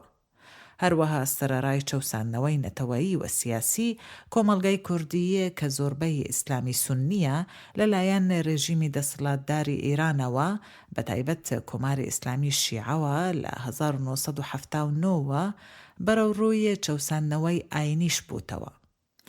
لە ئەنجامدا کورد بەرهەڵستیان کردووە و بەرەو ڕووی توندوتیژی و پاکتاوی نەتەوەیی و مەزهەبی بوونەتەوە. لەو کۆنتێکستەدا هەزاران ژنی کورد هاوشانی پیاوەکان زیندانی کراون، لە بەندیخانەکاندا لە سێدارە دراون یا لە کونجی زیندان بەرەوڕووی هەموو جۆرە ئەشکەنجا و ئازارێک تا ئاستی لاقەکردن و ئەتکردن بوونەتەوە. زۆر لە ژنانی کورد ناچار کراون زێدی خۆیان جێبێڵن و وەک پەنابەر و ئاوارە لە کامپ و سەرسنوور و تاراوگا نێشتەجێبن. لە بەرگەی دواتر بە درێژی باسی ئەم بەشەی کوردستان و کوردستانی ڕۆژئاوا دەکەم. ئەم باردۆخە بۆتە هۆی ئەوەی کۆمەڵگەی کوردی لە هەر چارپارچەی کوردستان وەکو پێویست گەشە نەکات، نە لە ڕووی ئابووری و نە لە ڕووی کۆمەڵایەتیەوە. سەرنجام کوردستان دەرفەتی بۆ نەرەخساوە بە ڕووی دنیادا بکرێتەوە. نەریتە باو و عشایری و نێرسالارەیەکان تێپەڕێنێت و یاسا مەدەنیە سەردەمیەکان پەیڕەو بکات و لە پەراوێزەوە ببێتە چەق. ئەمەش لە ئەنجامدا بۆتە هۆی بەهێزبوونی ئەقلیەت و پراکتیزەکردنی پیاوسالاری کە ژنانی کورد بە شێوازی جیاجیا ئەزمونیان کردووە و بەرەوڕووی بوونەتەوە. لەم کۆنتێکستەدا دەتوانین بڵێن پیاوسالاری خاصیەتی هەرە سەرەکی پەیوەندیە جێندەریەکانە لە کوردستان. ئەمەش واتە پیاو لە ناو خەیزان و لە کۆمەڵگە پایەی زاڵ و سەرداری هەیە و ژنیش ژێردەستە و دەستەمۆ. لەم هاوکێشەیەدا پیاو ژنی چەوساندۆتەوە و بۆ بەرژەوەندی و سەرداریەتی خۆی بەکاری هێناوە. ئەم سیستەمە ئەگەرچی لە ئێستادا وەک جاران پتەو نییە و گۆرانکاری بەسەردا هاتووە، بەڵام لە چارچێوەی هاوکێشەی سەردار ژێردەستە و لە ڕێگەی نۆرم و بەها و نەریتی کۆمەڵایەتیەوە هێشتا لە برەودایە. لەم پرۆسە کۆمەڵایەتیەدا ژنان بەرەوڕووی کۆمەڵێ هەڵاواردن و جیاکاری دەبنەوە، دەچەوسێندرێنەوە و ئازادیان پێشێل دەکرێت. ئافرەت ناچارە لە چارچێوەی تەسکی خێزان و کۆمەڵگا هەڵسوکەوت بکات، بۆ زەوق و داواکاری و چاوەڕوانیەکانی کۆمەڵگا بژیت، نەک بۆ بەکارهێنانی توانەکانی و سەلماندنی بوونی خۆی وەک مرۆڤێکی کامڵ و ئازاد و سەربەخۆ. نەریت و بەها کۆمەڵایەتیەکان ئافرەت ناچار دەکەن خەونی گەورە نەبینێ و کەسایەتی و ژیانی خۆی تەرخان بکات بۆ پارێزگاریکردن و بەرهەمهێنانەوەی سیستەمی پیاوسالاری. دیارە لە ڕابردوو و ئەو کاتەی ڕۆژهەڵاتناسان لێ دەدوێن ئەم سیستەمە بە شێوەیەکی توندتر لە ئێستا پەیڕەو دەکرا. لەم کۆنتێکستەدا کچانە دەرفەتی خوێندن و کرانەوە و پێگەیشتن و ئازادیان هێشتا زۆر کەمتر بووە و بۆ ئەوە پەروەردەکراون ببن بە دایک و زارۆک بنێنەوە و منداڵ بەخەو بکەن و خزمەتی پیاو و ئەندامانی نێری خێزان بکەن.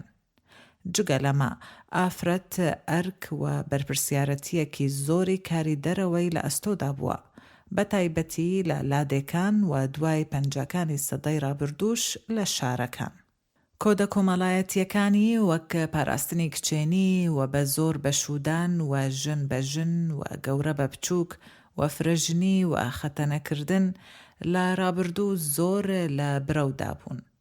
ئەگەرچی ئێستا گۆڕانکاریان تێدا ڕووی داوە، بەڵام بە پێی توێژینەوە مەیدانیەکانمان دەردەکەوێت کە لە زۆر شوێندا ئەم نەریتانە هەرماون و ژنیان پێ دەچەوسێندرێتەوە. بەزاندنی ئەو کۆدوە نەریتانە گرەوێکی ترسناکە، چونکە دەبێتە هۆی ڕچەشکێنی و بەزاندنی سنووری باو و سەپێنراو، کە دواتر وەک لە کەدارکردنی شەرەفی پیاو و تەواوی بنەماڵە و خێل و عەشیرەت دەبێنرێت. شەرەف یەکێکە لەو چەمکانەی کە لەسەر جەستە و سێکچواڵەتی ژن هەڵچنراوە و ڕەگی قوڵی هەیە لە لای کورد.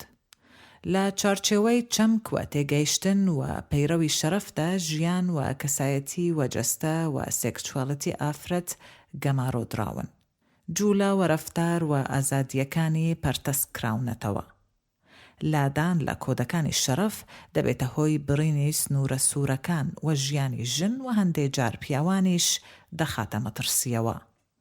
تندوتیژی و کوشتن بە بیانووی شەرەف یەکێکە لەو دیاردا و پراکتیزە ترسناکانی ناو کۆمەلگای کوردی لە هەموو بەشەکانی کوردستان. تەنانەت لە ناو دیاسپۆرای کوردیشدا جارجار بەرچاو دەکەوێت. دابشبوون و داگیرکردنی کوردستان و حکمی عرفی و جەنگ و شەڕی چەکداریش هۆکاری سەرەکی بوون لەوەی کورد نەتوانێت وەک پێویست خۆی لەم کۆدوە نەریتانە ڕزگار بکات کە دژی مافەکانی مرۆڤن. ئافرەتی کورد هەوڵی داوە بەرەنگاری ئەم باردۆخە بێتەوە و خۆی ڕێک بخات. بەڵام لە سەرەتادا پرۆگرام و چالاکیەکانی لە چارچێوەی بزوتنەوەی نەتەوەی ڕزگاری خوازی کوردی دابووە لە دژی دەوڵەتانی داگیر کرد. کە لە برگەیەکی دواتر ئەم بەشە باسی دەکەم. حاجی خانم دیسایرۆ دلێم شەوتێ دایکامی کرد بیرامنێ دەسترێ چاوێ مغەریبا خودێ فەنا بارانا بهارێ تێژی قورانا سەکنێ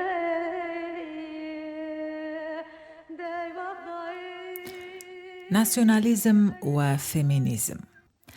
ناسیۆنالیزم و فێمینیزم تێک هەڵکێشن و لە پەیوەندیەکی ئالۆز و کێشە ئامێزدان.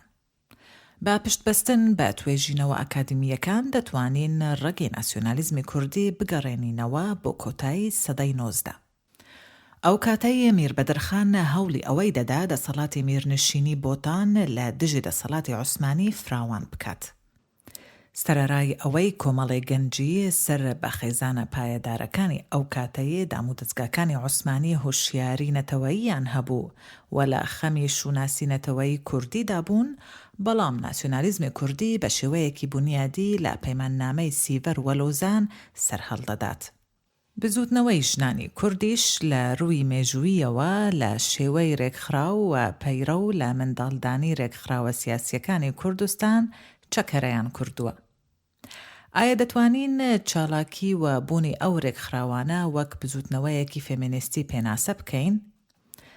دیارە فێمینیزم بزوتنەوەیەکی سیاسی و کۆمەڵایەتی و ئابووریە کە بە ئایدۆلۆژیایەکی دیاریکراو کار بۆ یەکسانی نێوان ژن و پیاو و دادوەری کۆمەڵایەتی دەکات. لەم سۆنگەیەوە بزوتنەوەی ژنان لە کوردستان زیاتر لە ڕووی سیاسیەوە چالاک بووە و لە سەرەتادا و بە کردەیی زیاتر لە خەمی پەروەردە و فێرکردندا بووە و هۆشیاری ماف و یەکسانی نەبووە. ئەو بزوتنەوەیە لە هەڵومەرجی کوردستاندا کاری کردووە بۆ نەهێشتنی ناخوێندەواری کە دیارە هۆکاری سەرەکی دواکەوتنی کۆمەلگا و کورد بووە. ئەمە لەلایەکی دیکە هۆشیاری سیاسی و ڕزگاری نەتەوەیی بە گوێرەی پرۆگرامی حیزبە کوردیەکان ئامانجی سەرەکی ئەو ڕێکخراوانە بوون. واتە ئافرەتان لە کوردستان کەمتر لە خەمی ئازادی خۆیان و یەکسانی و بەدەستهێنانی مافەکانیان بوون.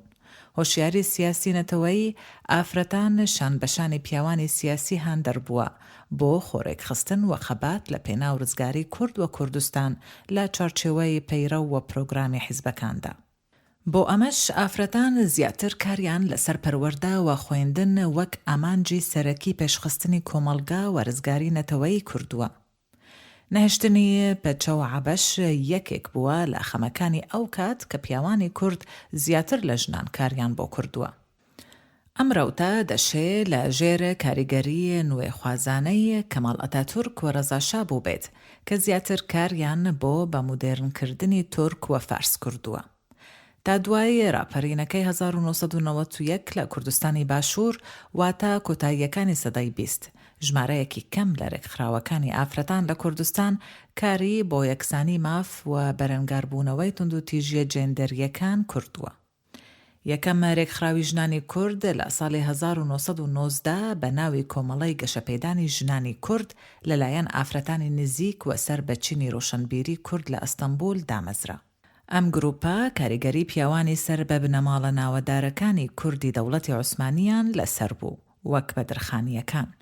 ئەوان لە کۆتایی سەدەی 19 و سەرەتای سەدەی 20دا لەگەڵ بیری مۆدێرن و ئایدیۆلۆژیای ناسیۆنالیستی ئەو کاتی ئۆروپی لە پەیوەندیدا بوون.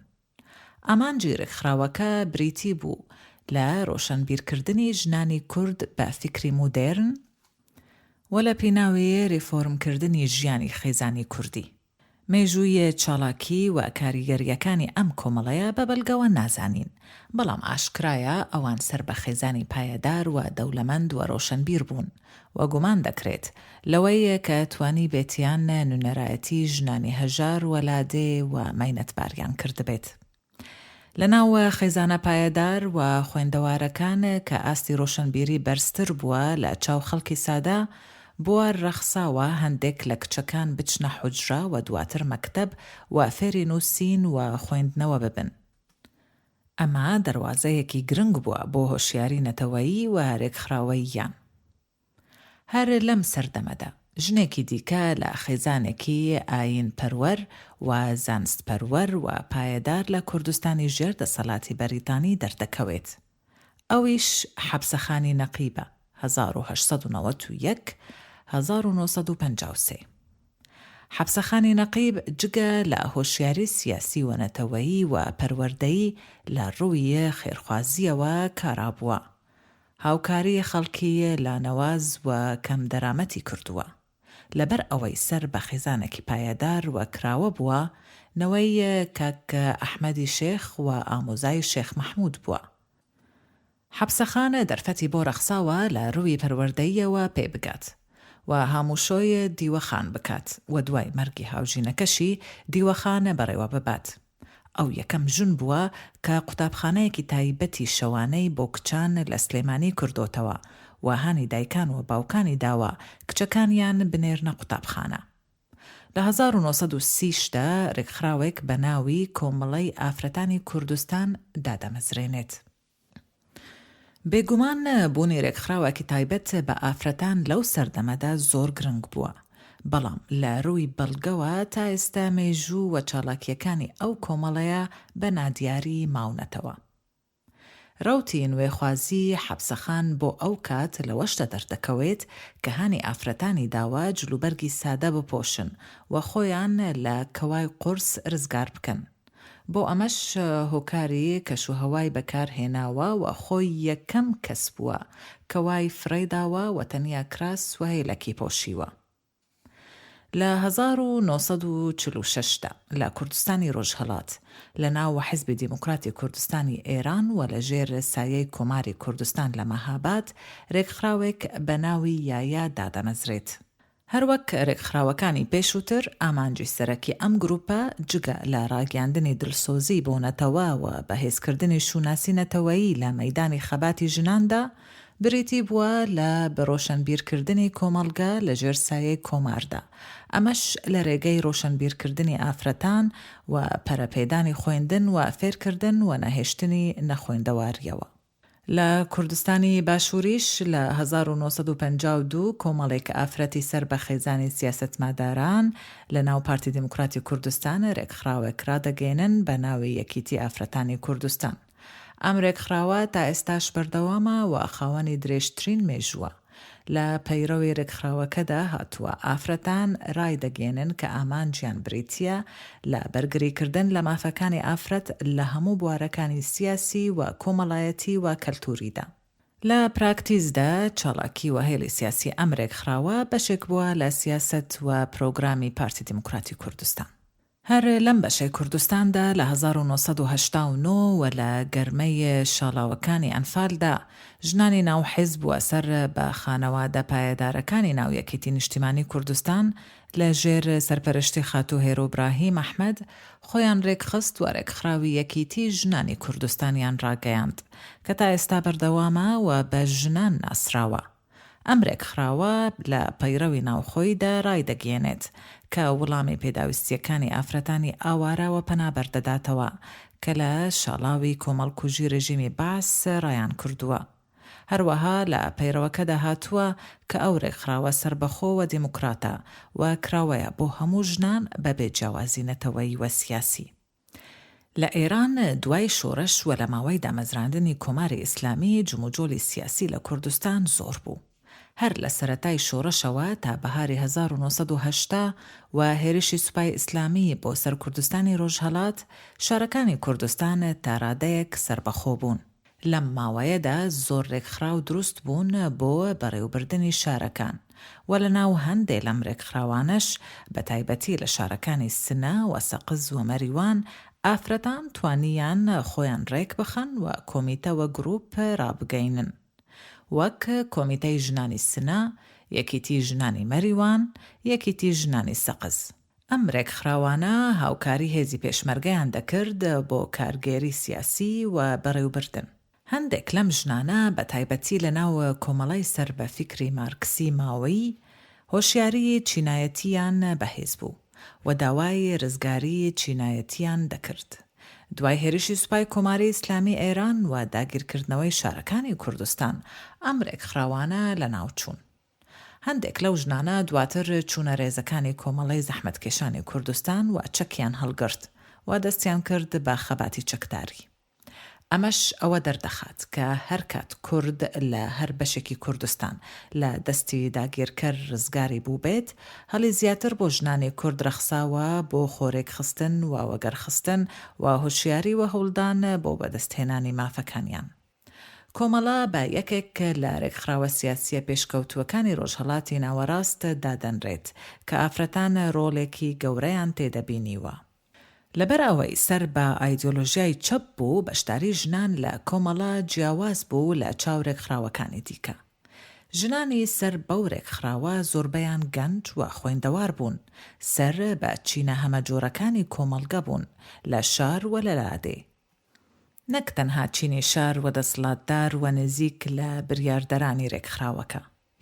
بەشداری ژنان لە کۆمەڵە لە سەرەتادا تەنها لە ڕووی چاڵاکی کۆمەڵایەتی و سیاسی بوو، بەڵام دوای 1981 و پێکدادانی سەربازی لەگەڵ سوپای ئێراندا ئافرەتان وەک پێشمەرگە چاڵاکانەتر هاتنە پێشەوە و چەکیان هەڵگرت و شان بەشانی پیا و خەباتی چەکداریان بەرەو پێش دەبرد. بەڕای زۆر ژنانی پێشمەرگە کە لە ساڵی 1999 دوای وازهێنان لە کۆمەڵا و کۆچکردنیان بەرەو تاراوگا لە لۆندۆن چاوپێکەوتنم لەگەڵ کردوون. هۆکاری بەشداریان لە کۆمەڵا لە سەرەتادا بریتی بووە لە گوتاری پێشکەوت و خوازانەی ڕێکخراوەکە و بەڵێنی ئەوان بۆ بەدەستهێنانی مافەکانی ژنان. هەرچەندە ئەم ڕێکخراوە بە شێوازی دیکە بەردەوام بوو، بەڵام بەشێکی زۆری ژنان دواتر لە ڕەفتاری کۆمەڵە ناوەمید بوون و وازیان هێنا و لە وڵاتانی ڕۆژ ئاوا نێشتەجێ بوون.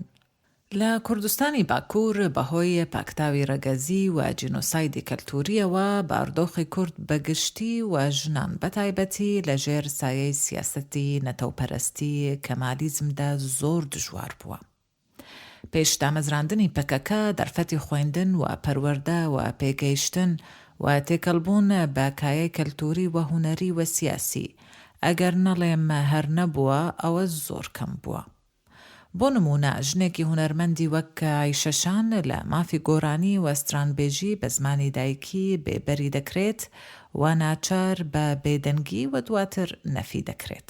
لە ناوەڕاستی هەشتاکانی سەدەی ڕابردوو لە ناوپارتی کرێکارانی کوردستان پەکەکە ژنانی چاڵەکوان ڕێکخراوی ژنانی کوردیان ڕاگەیاند. ئەوان لە سەرەتادا لەو باوەڕەدا بوون کە هۆکاری سەرەکی تونتوتیژی و چەوسانەوەی ژنانی کورد دەگەڕێتەوە بۆ چەوسانەوەی سیاسی و داگیرکاری دەوڵەتی تورکیا. بۆیە لە دەوری بەها و هێما و ئەفسانە نەتەوەیەکان خۆیان کۆکردەوە بۆ دروستکردنی شوناسێکی نەتەوەیی سربەخۆ. لەو بەشەی کوردستان هەروەک مارتن ڤان برۆینسن دەڵێ بنیادی عەشایری لێکترازاوە و بە پێچەوانەشەوە ئایدۆلۆژیا زیاتر سیاست ڕێک دەخات و بەڕێو دەبات. پەکەکە بیرروباوەری چەپی هەڵگرتووە و هەوڵی داوە بە دروشمی ئازادی و ماف ئافرەتێکی زۆر لە ناوگەنجانی سەر بە چینە جۆرا و جۆرەکان بۆ خۆی ڕابکێشێت. لە مرۆوانینەوە هەر لە سەرەتاوە ژنان بەشدار بوون لە دامەزراندنی حیزبەکە و دواتر دەیان کۆمیتە وەرێکخراوی ژنان لە دەوری سەرۆکی پارتەکە عەبدوڵڵا ئۆجەلان کۆبوونەوە کە لە 2018 ڕایگەیاند بەبێ ڕزگاری ژن کۆمەڵگە ڕزگار نابێت. ژنانی ناو ئەم پارتە سیاسیە کە سەرەتا بۆ ڕزگاری نەتەوەیی هاتنە پێشەوە و بەشداری خەباتی چەکداریان کرد، دواتر لە ڕووی ئایدۆلۆژیەوە گۆڕان. ئەوان لە ساڵانی 2000ەوە باوەڕیان بە کۆنفدراسیۆنی دیموکراسی هەیە نەک دامەزراندنی دەوڵەت نەتەوە. ژنانی ناو پەکەکە ئەگەرچی لە چارچێوەی ئایدۆلۆژی سەرکردەکەیان ڕەفتار دەکەن و گوتەکانی ئەو دەکەن بە پەیامی خۆیان، بەڵام هۆشیاری جێندەریان نەهەیە و بە شێوازێکی تایبەت گوتاری تایبەت بە ئازادی ژن و مافی یەکسانی دەبەنە پێشەوە. ئەو گوتارە بەرجەستایی ئایدۆلۆژیای حیزب و بیرروباوەری فێمینیستی دەکەن و لە فۆرمی بزوتنەوەی ئازادی خوازی ژنانی کوردستان خۆی دەنوێنێت. لەو بەشەی کوردستاندا لە پاڵ پەکەکە باڵی سیاسی لە شارەکان سەری هەڵدا. هەندێک لە هەڵگرانی بیرروباوەری سەر بەو بزوتنەوە سیاسیانە باوەڕیان بە بەشداریکردن لە پرۆسەی سیاسی تورکیادا هەبوو. لە ڕێگەی ئەم بزوتنەوەیەوە چەندین کەسایەتی کورد توانیان بگەنە پەرلەمانی تورکیا. یەکەم ژنی کورد کە ڕۆڵێکی چاڵاکی لە پرۆسەی سیاسی کوردی دابینی لەیلا زانا بوو. لەیلا زانا وەک ئەندام پەرلەمان هیوای زۆر بوو، بەڵام هەر لە ڕۆژی سوێند خواردنەکەی لەبەر ئەوەی هەندێک لە قسەکانی بە کوردی کرد وەک تێرۆریست ناوزەت کرا و دواتر خرایە زیندان و فەرمانی 10 ساڵ زیندانی بە سەردەسەپێنرا. لەو کاتەوە ژنانی کورد ڕۆڵێکی بەرچاویان هەبووە لە بزوتنەوەی سیاسی کوردی لە تورکیا. وەک هەڵگرانی بیرروباوەری چەپ، پارتە سیاسیە ناچەکدارەکانیش باوەڕیان بە یەکسانی جێندەری هەبووە و باکردەوە لە پرۆسەی سیاسی کاریان پێکردووە. بە تایبەتی لە چارچێوەی چەمکی هاوسەرۆکایەتی لە پرۆسەی بەڕێوەبردن و کارگێریدا. ئەگەر سەرۆک پیاو بێت دەبێ هاوسەرۆک ژن بێت. بە پێچەوانەشەوە ئەم پرۆسەیە بۆ تەواوی ڕۆژهەڵاتی ناوەڕاست نوێ و سەرنجڕاکێشە. بەڵام نەبووتە هۆی تورکیادان بە مافی بەشداری سیاسی لە چارچێوەی یاسادا بنێت. بۆیە زۆربەی ئەو ئەندام و پەرلەمانتەر و هاوسەرۆک و جێگرەکانیان بە دیلگیراون و بەبێ دادگایکردنێکی ڕەوا خەزێنراونەتە زیندانەوە. لە ڕۆژاوا تا سەدەی 21 و هەلگرسانی شەڕی ناوخۆ لە 2011ەوە لە سووریا بزوتنەوەیەکی دیاری ژنانی کورد سەری هەڵنەدا بوو. بەڵام لەو کاتەوە ئافرەتانی کورد لە ناو پارت و گروپە سیاسیەکانی وەک یەکینەکانی پاراستنی گەل یەپەگا لە شێوەی سیاسەتمەدار و شەروان بە هۆشیاریەکی نەتەوەیی و فمینیستانەوە خۆیان ڕێکخستووە. ئەم ژنانە چەندین بنکە وەرێکخراویان هەیە، وەک یەکینەکانی پاراستنی ژنان یەپەژە. یەپەژە ڕێکخراوێکی سەربازی ژنانە و بە ئامانجی بەرگریکردن لە ناوچە کوردیەکان و بەشداریکردن لە شەڕ لە دژی تەرۆریستانە دروست بووە. شایانی باسە ئەم جەنگاوەرانە لە ناو میدیای نێودەوڵەتی وێنایەکی ئەرێنیان هەیە و هێنراونەتە ئاستی ڕزگارکەر و فێمینیستی پێشرا و ڕۆشنگەر. لە بەرگەکانی داهاتوو زیاتر باسی چاڵاکیەکانی ژنانی ڕۆژئاوا لە بواری یەکسانی جێندەریدا دەکەم. چەمکی جێندەر و بەدامەزراوەی کردنی پرسی ژنان لە هەرێمی کوردستان و ڕۆژئاوا. هەرێمی کوردستانی عێراق و ئیدارەی ئۆتۆنۆمی ڕۆژئاوا. هەرچەندە بە تەواوی سربەخۆنین، بەڵام دوو جغرافیا و دوو واقعی سیاسی جیاواز پێکدەهێنن کە لە ئەزمموی بەشەکانی دیکەی کوردستان جیایان دەکاتەوە. ئەمە شوای کردووە کە ئەزمموی ژنان لەم دوو بەشەی کوردستان تایبەت و جیاواز بێت. بۆیە لێرە ڕۆشنایی زیاتر دەخینە سەر ئەم دوو بەشە. هەروەها واقعی ئەم دوو بەشەی کوردستان ئەوەمان پێ دەڵێ کە ئەگەرچی سربەخۆیی و ڕزگاری نەتەوەیی مەرجنین بۆ ئازادی ژنان، بەڵام دەرفەتی باشتر دەرەخسێنن بۆ کارکردن لە سەرپرسی ژنان و یەکسانی جێندەری. هەرێمی کوردستان لە عێراق. دوای راپەرینی بەهاری 1991 و دیاریکردنی ناوچەیەکی ئارام و دژەفرین لە لایەن هاوپەیمانانەوە کە دامەزراندنی هەرێمی کوردستانی لێکەوتەوە. لە 1992 یەکەم هەڵبژاردننی گشتی لە هەرێم بەڕێوەچوو و ئافرەتان چاڵاکانە بەشداریان لە پرۆسەی هەڵبژاردنەکەدا کرد. لە ئەنجامدا 7 ژن لە 100 ئەندام وەک پەرلەمانتەر هەڵبژێردران. کۆمەڵگەی کوردی دوای راپەرین لەم بەشەی کوردستان کۆمەلگەیەکی برینداری دوای جینۆسایدی ئەنفال و بردبانی کیمایی و ڕاگوێزانی بە کۆمەڵ و زیندانی و کۆچ و کۆرە و جەنگ و پێکدادان بوو. هێزی پێشمەرگەی کوردستان بە هەموو حیزبەکانەوە کەوتنە خۆڕێک خستن بۆ بەڕێوەبردنی کۆمەلگا. بەڵام حیزبەکانی کوردستانی باشوور نەک هەر استراتیجیان نەبوو بۆ ساڕێژکردنی برینەکانی خەڵک و چەککردنی باردۆخی ئابووری کۆمەڵایەتی، بەڵکو لە فەرمانڕەواییشدا بێ ئەزمون بوون. پرسی ئافرەت هەروەک سیمۆن دۆبۆڤوار دەڵێ لە کاتی قەیرانی سیاسی و ئابووری و ئاینیدا هەمیشە پەراوێز دەخرێت و ژنان وەک ڕەگەزی پلە دوو دەبینرێن و داواکاریەکانیان وەک مافی ڕەوا بایەخیان پێنادرێت.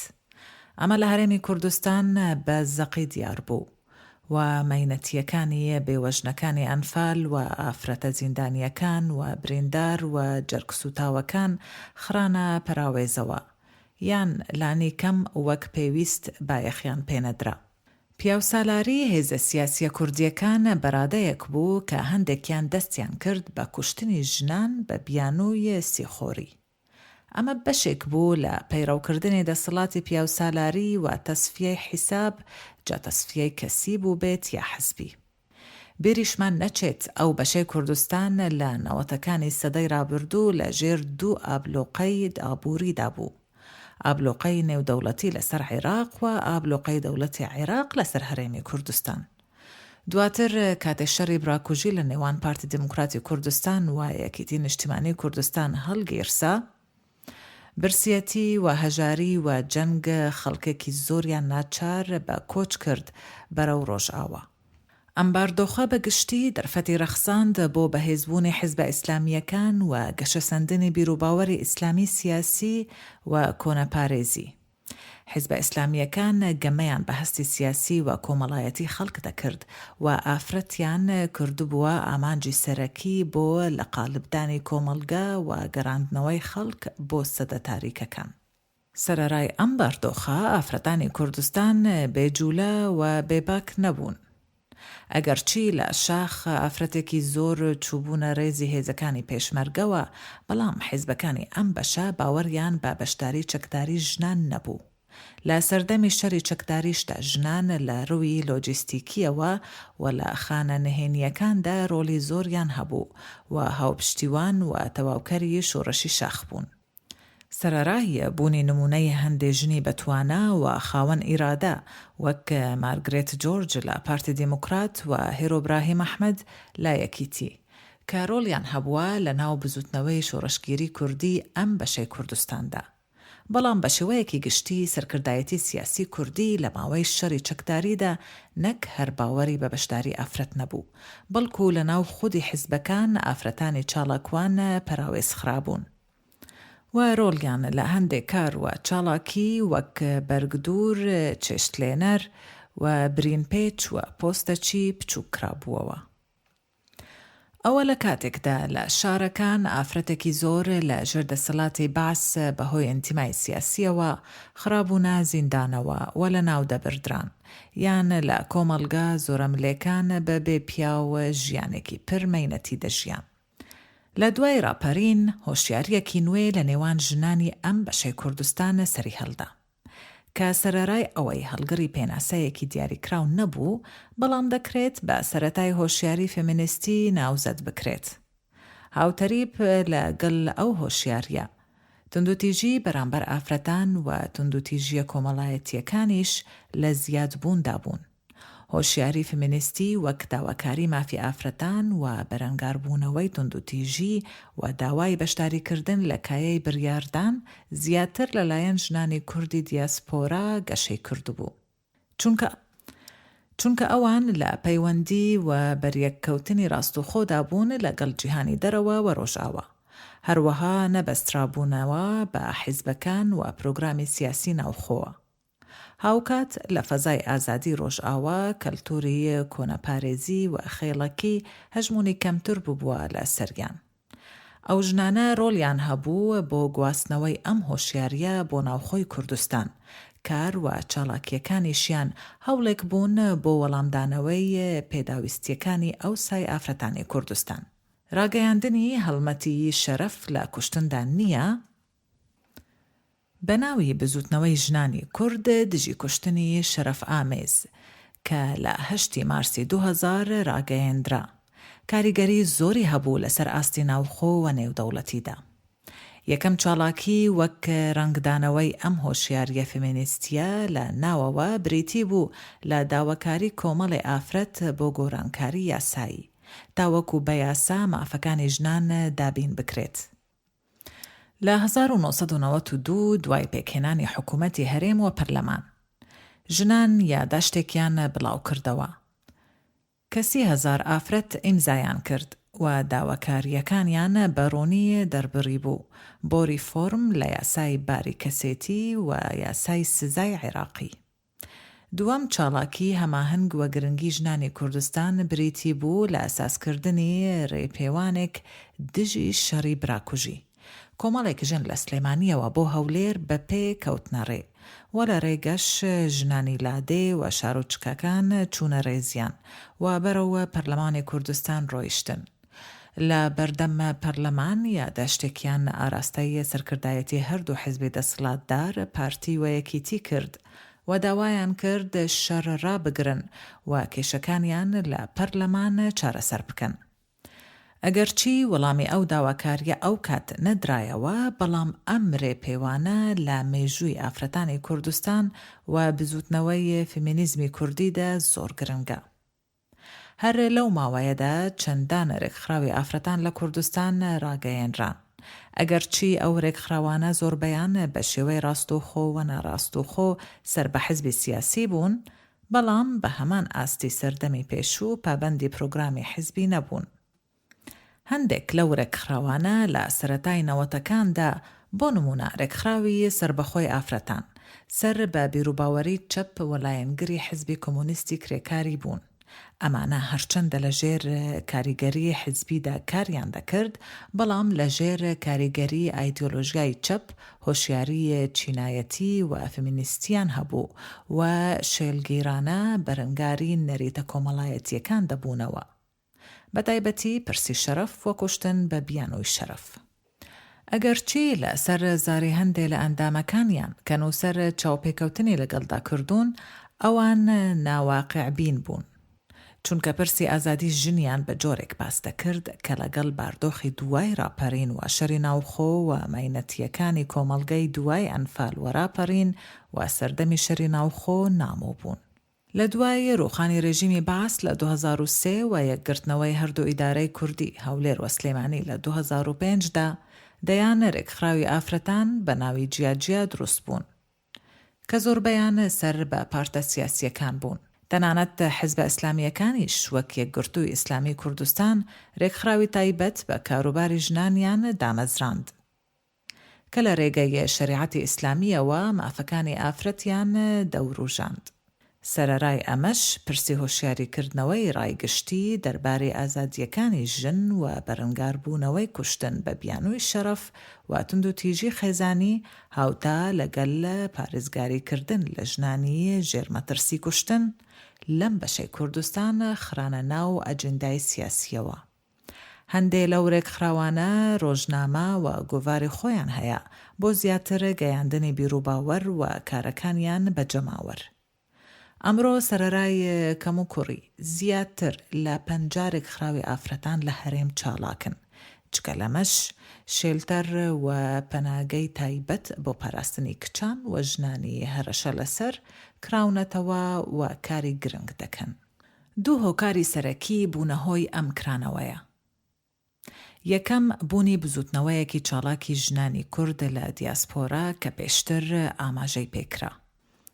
بەشێک لە ژنانی دیاسپۆرا هەر لە دوای ڕاپەڕینەوە هەمیشە لە خەمی کوردستاندا بوون و هەڵمەتی هۆشیارکردنەوەیان خستوتە گەر، فشاریان لەسەر دەسەڵاتی ناوخۆ داناوە، پشتگیریان پێشکەش بە ئافرەتانی ناوخۆ کردووە و پرۆژەی چاکسازی سیاسەتی کۆمەڵایەتیان خستۆتە بەردەم حکوومەت بۆ چاککردنی باردۆخی ئافرەت لە هەرێم کە لەلایەن سیاسی پێشکەوت و خوازەوە بە هەندوەرگیراون.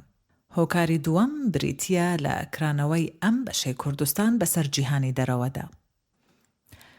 ڕوخانی ڕێژیمی باس لەلایەن ئەمریکاوە بووە هۆی ئەوەی کۆمەڵی ڕێکخراوی نێودەوڵەتی بە ئاژانسەکانی یۆئنیشەوە ڕوو لە کوردستان بکەن و کار و چالاکی تایبەت بە کۆمەلگای مەدەنی و پرسی جێندەر ئەنجام بدەن.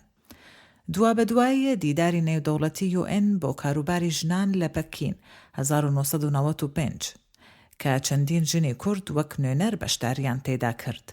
نووسەری ئەم بەشە یەکێک بوو لەو نوێنەرانە. پرسی یەکسانی جێندەری و بەرەنگاربوونەوەی توندوتیژی دژی ژنان. شێلگیرانە هێنرایە ناوڕۆژەوی جیهانیەوە. ئەمەش کاریگەری هەبوو لەسەر کورد بەگشتی و هەرێمی کوردستان بە تایبەتی. لەم باردۆخەدا هەرێم خۆی لە ژێر فشارێکی نێودەوڵەتیدا بینیوە. بۆ ئاوردانەوە لەم مەسەلەیە و دانانی استراتیژی تایبەت بۆ بنبڕکردنی توندوتیژی و چاککردنی باردۆخی ئافرەتان لە کوردستان. ئەمانە هەمووی پێکەوە و بە هاوکاری نوێنەرانی پێشکەوت و خوازی ناو سەرکردایەتی سیاسی هەرێم بۆ نەمایەیە دانانی سیاسەتێکی کۆمەڵایەتی کە خۆی لە چاکسازی یاسایی و بە دامەزراوەی کردنی پرسی جێندەردا بینیوە. لەم پرۆسەیەدا بۆ نمونە لە پەرلەمانی هەرێمی کوردستان سیستەمی کۆتا بە ڕێژەی 30% قبول کرا و لە خۆلی 2018 پەرلەمانیش ژنێک وەک سەرۆکی پەرلەمان هەڵبژێردرا. لە ڕووی یاساییەوە کۆمەڵێک برگەی تایبەت لە یاسای باری کەسێتی عێراق و یاسای سزای عێراق گۆڕدران کە لە پەرلەمانی کوردستان دەنگیان لەسەردرا. لەوانە برگەی تایبەت بە کوشتنی ژنان بە ناوی شەرەفەوە کە لە یاسای سزای عێراقیدا وەک تاوان هەژمار نەکراوە. هەرێمی کوردستان ئەم برگەیە دەستکاری کرد و کوشتنی ژنانی وەک هەر کوشتنێکی دیکە ناساند کە بکوژ بەڕووڕووی گەورەترین سزا دەکاتەوە. هەر لە ڕووی یاساییەوە دەرکردنی یاسایەکی تایبەت بە ناوی یاسای ژمارە 8 بە ناوی یاسای توندوتیژی خێزانی لە 2011 بە زۆرینەی دەنگ لە پەرلەمان دەنگی پێدرا. لە ڕووی دامەزراوەییەوە هەرێمی کوردستان چەندین دەستگای تایبەت بە پرسی توندوتیژی و مەسەلەی ژنان دامەزراند، وەک بەڕێوەبەرایەتی بەرەنگاربوونەوەی توندوتیژی و بۆردی چاودێری مافەکانی ژنان و ئەنجومەنی باڵای کاروباری ژنان لەگەل کردنەوەی شێلتەر و بنکەی تایبەتی پۆلیس و دانانی دادوەری تایبەت بە پرسی توندوتیژی جێندەری.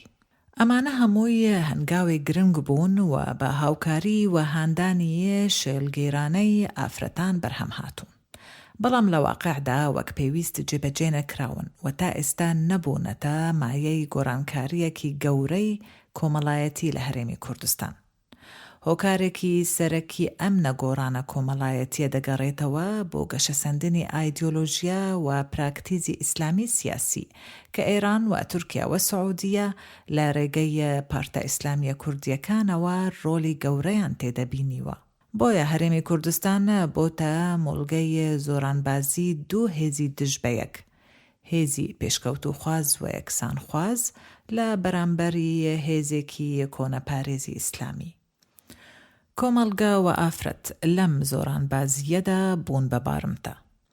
لە ڕووی پەروەردەیی و ئەکادیمیەوە لە هەرێمی کوردستان ژنانی ئەکادیمیست هەڵکەوتون و هەوڵیان داوە ئەم پرسە لەسەر ئاستی پەروەردە لە زانکۆکانەوە کاری لەسەر بکرێت. نووسەری ئەم بەشە وەک ڕاوێژکاری نێودەوڵەتی بۆ خوێندنی باڵا و جێندەر لە 2011 دەست پێشخەر بوو لە کردنەوەی یەکەم سنتەر لە زانکۆی سلێمانی بە ناوی سنتەری جێندەر و توندوتیژی.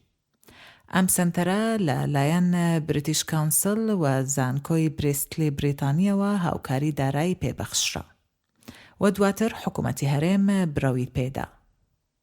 لەو کاتەوە بە فەرمی ئەم پرسە هێنرایە ناو پرۆگرامی خوێندن و لە سەرجەم زانکۆکانی کوردستان سنتەری تایبەت بە خوێندنی جێندەر کرایەوە و لەلایەن ڕێکخراو و دام و دەستگا نێودەوڵەتیەکانەوە هاوکاری دارایی دەکرێن و کاریش دەکرێت بۆ پێشخستنیان بە پێمی توودێکی گونجاو و کردەی. ئێستا لە 2022 ئافرەت لەم دەڤەرە نیمچە سەربەخۆیە بەشدارە لە پرۆسەی سیاسی. جگەلەوەی بە ڕێژەی 30% لە پەرلەمان نوێنەراتی دەکەن و سەرۆکی پەرلەمانیش ژنە. لە ناو حکوومەتیشدا لە کابینەی نوێم 3 وەزیری ژن هەن. هەروەها چەندین ژنی دیپلۆماتکار هەن کە نوێنەراتی حکوومەتی هەرێم دەکەن. بەڕای دکتۆر ڕێواز فایق سەرۆکی پەرلەمان، ژن لە ناو دەسەڵات بەرەوڕووی تەحەدای زۆر دەبێتەوە، وەرێگری لێ دەکرێت و لە سۆشیال میدیا هێرشی دەکرێتە سەر. لەلایەن حیزبەکەشیەوە پشتگیری لێ ناکرێت. ڕۆژاوای کوردستان لە سووریا. هەروەک پێشتر گوتمان بەڕای زۆر توێژەری ئەکادیمی لە 2011ەوە لە ڕۆژاوا شۆرەشێک دەستی پێکرد کە ژنانی کورد ڕۆڵێکی ئەکجار گەورەیان تێدەبینیوە، چ لە ڕۆی سەربازی و چ لە ڕووی سیاسیەوە. پێشەو شۆڕەشە ئافرەتان لەم بەشەی کوردستان لە هەموو مافەنەتەوەیی و کەلتوری و ئەمڕۆیەکانیان بێبەش بوون و لەبەر کوردبوون و ژنبوونیان بەرەو ڕووی ڕەگەزپەرستی و حکمی عورفی و هەلاواردنی جۆرا و جۆر ببوونەوە. وەک بەشەکانی دیکەی کوردستان هەر لە زووەوە ئافرەتان لە ڕۆژاوا ئەزموونی جەنگ و چەوسانەوەیان کردووە. هاوتەریب لەگەڵ ئەم چەوسانەوە و توندوتیژیانە هوشیاری سیاسیان لە بڕەودا بووە. ئەو هوشیاریە وای کرد لە ناو حیزب وەرەکخراوەکان بەشدار بن، ڕابهێنرێن و بیرروباوەری چەپی سەر بە پەکەکە گۆش بکرێن. لەو بەشەی کوردستاندا ئافرەتان لە سەرەتای ساڵانی 2000ەکانەوە چوونەتە ڕێزی پارتیا یەکیتیە دیموکرات پەیەدا و دواتریش یەکینەکانی پاراستنی گەل یەپەگا. لەوێشدا لە شێوەی شەروان وەک هێزێکی تایبەتی ژنان بە هۆشیاریەکی نەتەوەیی و فیمینیستانە خۆیان ڕێکخستووە. ئەو ڕێکخراوە سیاسیانە باوەڕیان بە هێزی جەماوەر هەبوو، واتە لە خوارەوە بۆ سەرەوە، لە جەماوەرەوە بۆ چینی سەردار و باڵا. هاندەر و بزوێنەریشیان ئایدیۆلۆژیا بوو، نەک گروپگەرایی لە شێوەی خێڵ و شێخ و عشیرەت. بەشداری سیاسی و خەباتی چەکداری بوونە هۆی ئەوەی ئافرەت لە چارچێوەی ماڵ و نەریت و نۆرمە جێندەریەکان بێتە دەرەوە. دەتوانین بڵێن ئەمە بووە هۆی لەقبوونی بنیادی پیاوسالاری و بەرەنگاربوونەوەی سیستەمی سرمایەداریش لایەنی کەم لەو بەشەی کوردستان لە ئێستادا. ژنانی ڕۆژاوا چەندین بنکە وەرەکخراوەیان هەیە وەک یەکینەکانی پاراستنی ژنان یەپەژە. بەڕای زۆر توێژەر جگە لە بەرەنگاربوونەوەی تێرۆریزم و چەوسانەوەی سیاسی و جێندەری، ئەو ئافرەتانە دژی ڕەگەزپەرستی و ژینگە پیسکردن و نادادوەری کۆمەڵایەتی و سەرمایەداری و بەرخۆریش دەجەنگن. هەروەها لەسەر ئاستی باڵا ژن شانبەشانی پیا و هاوسەرۆک و بریاردەرە. نمونەی دیاریش ئیلهام ئەحمەدە، سەرۆکی دەستەی بەڕێوەبەری ئەنجومەنی سووریا کە نوێنەراتی ئیدارەی ڕۆژاوا دەکات. یەپەژە کە هەمویان ژنن و ڕابەرایەتی هێریش و جەنگەکان دەکەن لە شەر دژی داعش و نەیارەکانی دیکە، بە تایبەتی دوای ڕزگارکردنی کۆبانێ لە دەست داعش لە 2014دا.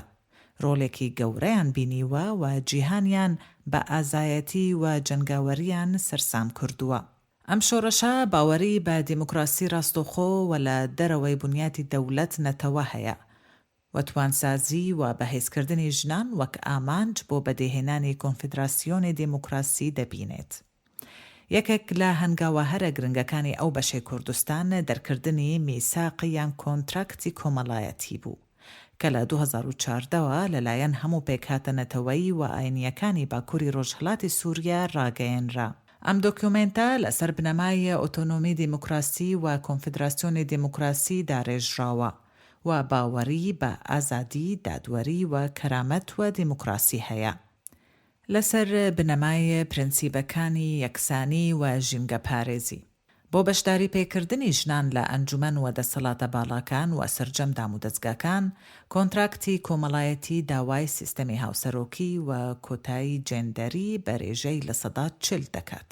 ئایدۆلۆژیا و سیستەمی کۆنفدراسیۆنی دیموکراسی کە لە کۆنتراکتی کۆمەڵایەتی ڕۆژاوا بەرجەستە بوون، دەرفەتیان ڕەخساندووە بۆ بەشداریەکی چاڵاکانەی ژنان لە پرۆسەی سیاسی لە ئەنجومەن و دامودەستگا و بنکە و یەکە وەرەکخراوە ئەهلی و سەربازیەکان.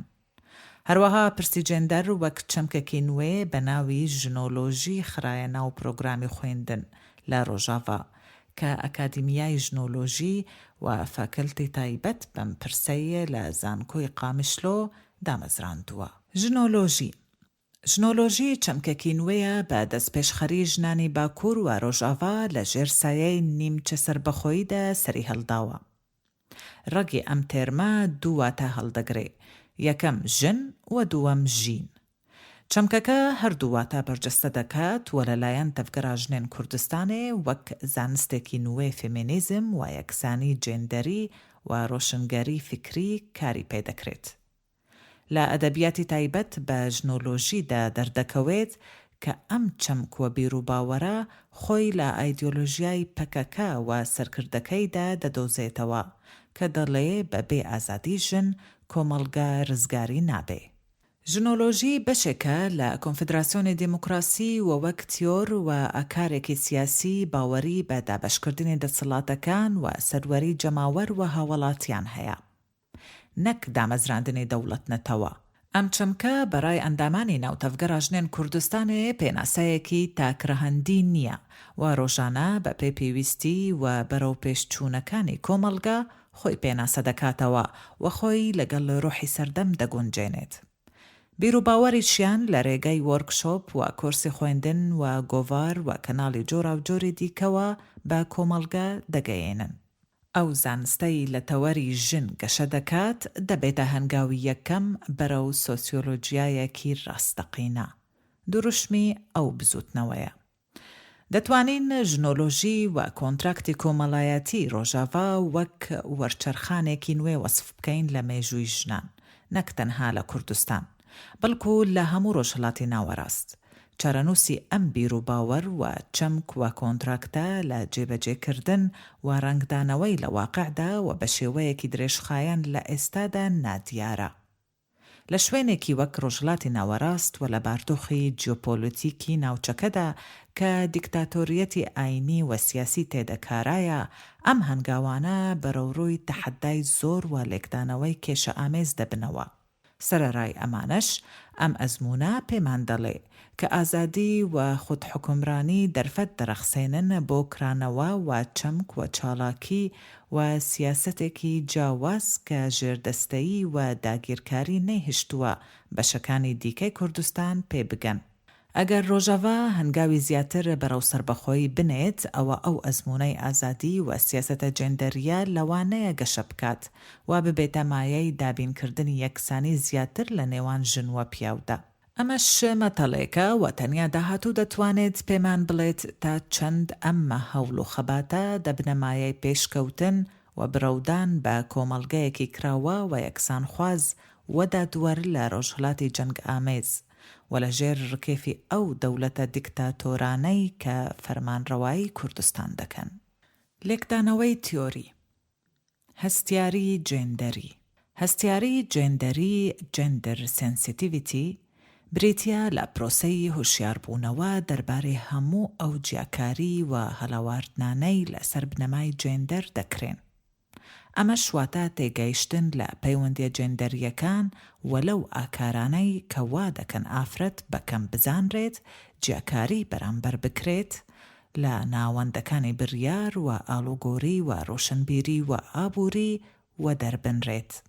ئەمڕوانینە تێگەشتێکی نوێیە و بەکاردەهێنرێت بە ئامانجی ڕاهێنان و هۆشیارکردنەوەی ڕای گشتی لەوەی کە ئافرەت لە جەوهەردا هیچی لە پیاو کەمتر نییە و لاوازی و بەکەمزانینی لە ئەقلیەتی کۆمەڵگەدا بۆ هۆکارە مێژووی و ماتریالیەکان دەگەڕێتەوە. ئەم هۆشیاریە ئەگەر بە شێوازێکی گونجاو کاری پێ بکرێت ڕێگە خۆش دەکات بۆ بتەوکردنی پێگەی ئافرەت و گۆڕینی بیرروباوەری کۆن و نۆرمە جێندەریەکان بە ئامانجی بنیاتنانی کۆمەڵگەیەکی یەکسان و هاوسەنگ و دوور لە توندوتیژی. هەروەک لەم کورتەمێژوویەی ژنانی کورددا دەردەکەوێت. لە کوردستان لە ڕابردوودا هەستیاری جێندەری نەبووە. پرۆگرامی حیزب و ڕێکخراوەکان بەبێ سیاسەتی جێندەری بەڕێوە چوون. نەبوونی سیاسەتی جێندەری لە زانستی کۆمەڵناسی و جێندەرناسیدا بە چاوپۆشی جێندەری جێندەر بلایندنس ناسراوە. چاوپۆشی جێندەری واتە نکۆلیکردن لەوەی کە ئافرەت چەوساوەیە و کۆمەڵگە بە ئەقلیەتی پیاوسالاری بەڕێوە دەچێت و نکۆلیکردنی جیاکاریە جێندەریەکانە. ئەم ڕەوتە وەک ئایدیۆلۆژیایەکی مەترسیدار وایە. ئەندامانی کۆمەڵگە بە بیرروباوەر و تێگەشتنێک گۆش دەکات کە گوایە ئافرەت لە ڕووی بایۆلۆژی و سروشتیەوە لاوازە و بۆیە لە ماف و بەرپرسیارەتیدا ناتوانێت بگات بە ئاستی پیاو.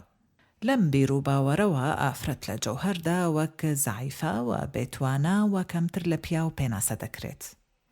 لەمەشەوە نەک هەر لە پێگەی باڵاوە مافەکانی بێبەشی دەکات بەڵکو ڕەوایەتیش دەدات بەو پێشیلکاریانەی بەرامبەری دەکرێت.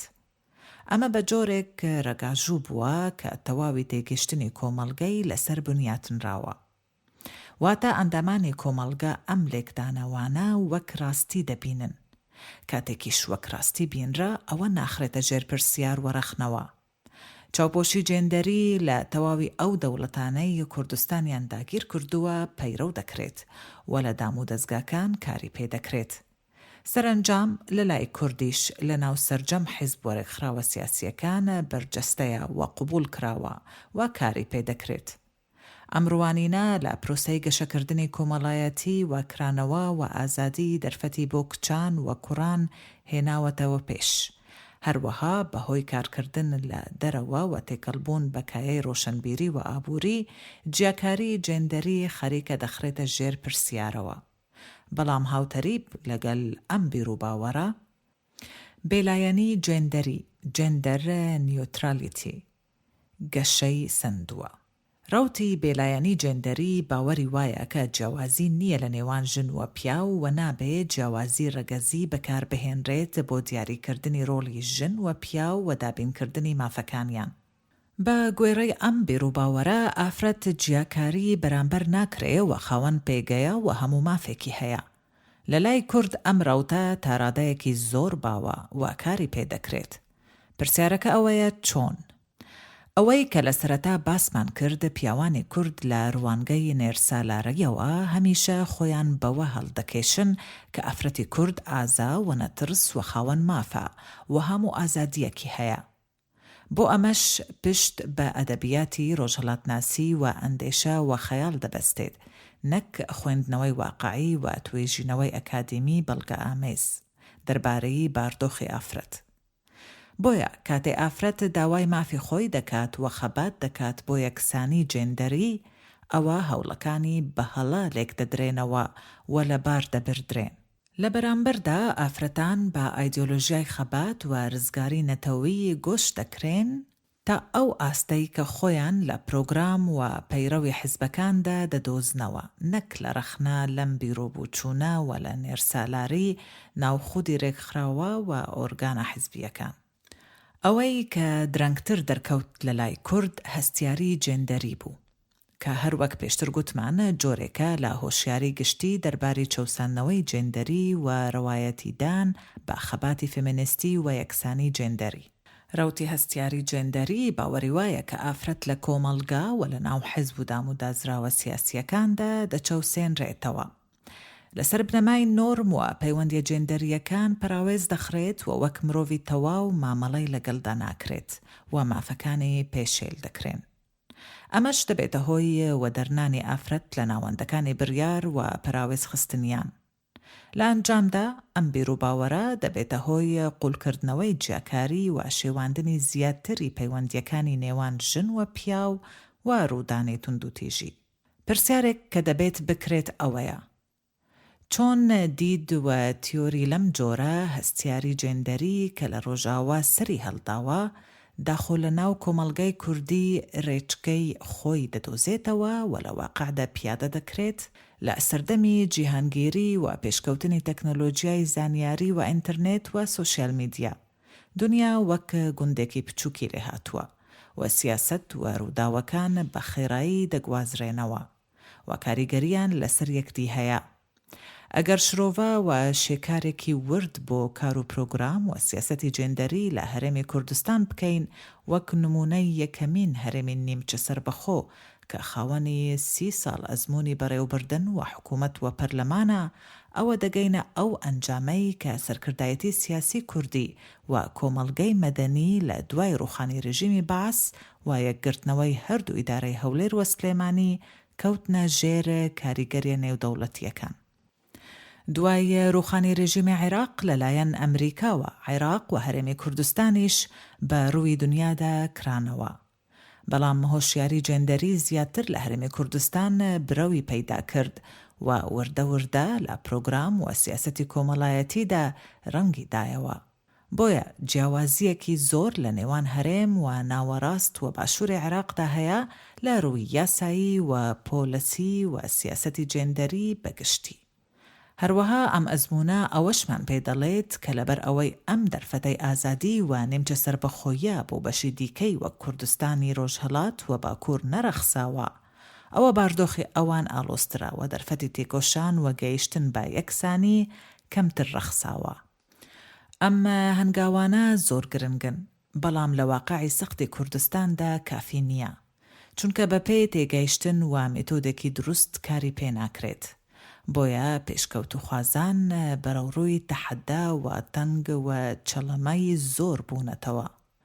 ئەو تەنگ و چەڵەمانش لەلایەک دەرهاوێشتەی داگیرکاری و دابەشبوونی کوردستانن. لەلایەکی دیکەش گزارشن لە نێرسالاری کە لە کۆمەڵگەی کوردیدا زۆر زاڵ و دیارە. لەم سۆنگەیەوە لە کوردستان هۆشیاری جێندەری و کار و چالاکیەکان بە 3 جۆر چوونەتە پێشەوە کە جێگەی تێرامان و هەڵوەستن. یەکەم، گرنگیدان بە ژنانی ناودار و خاوەن پێگە لە ڕابردوو، بە تایبەتی لە بواری سیاسی و فەرمانڕەوایی و بەشداری لە جەنگ و سەرۆکایەتی خێڵ و خەباتی نەتەوەییدا. هەروەک بینیمانە ژنانی وەک خانزاد و عادلە خانم و حەبسەخانی نەقیب بە ئایدیالیزەکراون و لە کۆنتێکستی خۆیانەوە ناخوێندراونەتەوە. هەمومان دەزانین ئەو ژنانە کە جێگەی ڕێز و ستایشن تەنها چەند نمونەیەکن و سەر بەچینی ئاغا و میر و دەسڵاتدار بوون و گزارش لە سەرجەم کۆمەڵگە ناکەن. نەک هەر ئەمە، بەڵکو لە ڕابردوو بەهۆی باڵەدەستی نێرسالاریەوە تەنانەت ئەو ژنانش لە کایەی گشتی و لە کایەی ڕۆشنبیری وەدەرنراون، یان وەک پێویست گرنگیان پێنەدراوە و لە ئاستی ئایدیالیزە و فانتازیای پیاوان ماونەتەوە. ڕاستە ئەو ژنانە لە ناو ئەو جیهانە پیاوانەییدا کە هەموو شتێک بە پێوەری سیاسەت و پیاو و پیاوانە هەژماری بۆ دەکرێت توانیویانە خاوەن پێگە بن، بەڵام بەرجەستەی نەریت و بیرروباوەری کۆنیان کردووە. بەواتایەکی دیکە، بۆ ئەوەی قبول بکرێن دەبوایە ئەو ژنانە وەک پیاو ڕەفتار بکەن و خۆیان لە ژنیەتی داماڵن. هاوکات کاتێ ئەو ژنانە ئایدیالیزە دەکرێن، ئەوە باسی ئەو ئاستەنگانە ناکرێت کە ئەو ژنانە لە ژیانی ڕۆژانەیان و لە ئەنجامی پیاوسالاری بەڕەوڕووی بوونەتەوە. نەک هەر ئەمە، بەڵکو باس لە ژنانی ڕەشوڕوت و سەر بەچینی سادە و هەژارانیش ناکرێت کە لە باردۆخێکی خراپ و زۆر نالەبارتردا ژیاون. ئەمەش واتە باسەکان بە تەواوی گزارش لە مێژوو و لە واقعی ئافرەتان ناکەن و وێنەی حەقیقی باردۆخە ڕاستەقینەکە دەشارنەوە. دووەم، هاوتەریب لەگەڵ ئەمە چالاکوانان گرنگیان داوە بە ژنانی ناو بواری گشتی و قارەمانانی حیزب و ئەوانەی چالاکن و قسەکەرن و لە پێناو نیشتیمان شەهید بوون و لە کایە گشتیدا جێستایش و بایەخن. بۆ نمونە لە ئێستادا ژنانی ڕۆژئاوا کە جێگەی شانازی و ئیلهامی هەمومانن، ئەوەندە ئایدیالیزە کراون کە کێشەکانی ژیانی ڕۆژانەیان وەکو ژن پشتگوێ خراون یا لە خاصیەتی مرۆڤانە و ژنایەتی خۆیان داماڵراون. زۆرجار وەک ئەبستراکت و فانتازیا مامەڵەیان لەگەڵ دەکرێت. ئەم مێتۆدەش نادروستە و دوورە لە واقعەوە، یا بەتەنها بەس نییە بۆ ئەوەی ئێمە لە قوڵی پرسی جێندەر و پێگەی ژن و ڕەهەندی چەکداری و پەیوەندیەکانی هێز و دەسەڵات لە ناو کۆمەلگا تێبگەین. هەروەها مێتودەکە نابێتە هۆی ئەوەی ئێمە چەوسانەوە و ژێردەستەی ئافرەت بڕۆژێنن، نێرسالاری بخەینە ژێر پرسیارەوە و هەوڵێ دروست بدەین بۆ چارەسەری گونجاو. بە پێچەوانەوە ئەم مێتودە بیرروباوەری پیاوانە و نێرخواز بەرهەم دەهێنێتەوە و ئەوە پێشنیاز دەکات کە ئافرەت بۆ ئەوەی مافی دابین بکرێت دەبێت ببێتە پیاو، وەک پیاو رفتار بکات، تێکەڵ بە بوار و کاری پیاوانە بێت، وەک ئەوەی جەنگ و بواری گشتی مڵکی پیاوان بن و ئافرەت بۆ ئەوەی دانی پێدا بهێنرێت دەبێت خۆی بە پیاو و ئەو جیهانە وەهمیە بپێوێ و بەرجەستەیان بکات. لێرەدا نێرسالاری نەک هەروەک سەرچاوەی هێز و دەسەڵات دەبینرێت، بەڵکو ئەم مێتۆدە بەرهەمیشی دەهێنێتەوە. ئەوەی ئەم تێگەشتنە نێرسالاریە دەخاتە ژێر پرسیارەوە تێگەیشتن و لێکدانەوەی فیمینیستانەیە.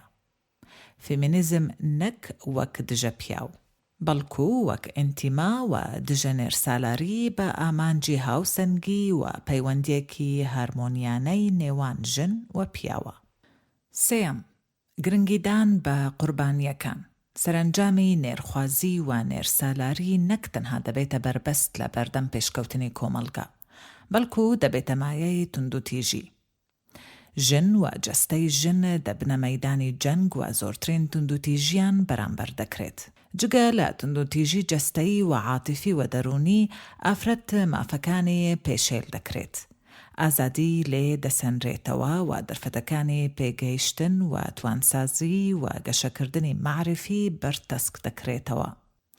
چالاکوانان ئەمەیان بە هەند وەرگرتووە و کار و چالاکی و کەمپەینیان کردووە بۆ گۆڕینی سیاسەتی جێندەری و ریفۆرمی یاسایی و کەمکردنەوەی توندوتیژیەکانی جێندەری. تەحەداکانی بەردەم ئەم ڕەوتە ئەوەیە کە ئەگەر تەنها لەسەر قوربانی بوونی ژنان بگیرسێننەوە، ئەوە لە بازنەیەکی تەسکدا دەسوڕێننەوە. تێگەیشتنمان دوانەکی دوالیزم دەبێت. ژن قوربانی و پیاو زاڵم و چەوسێنەرەوە.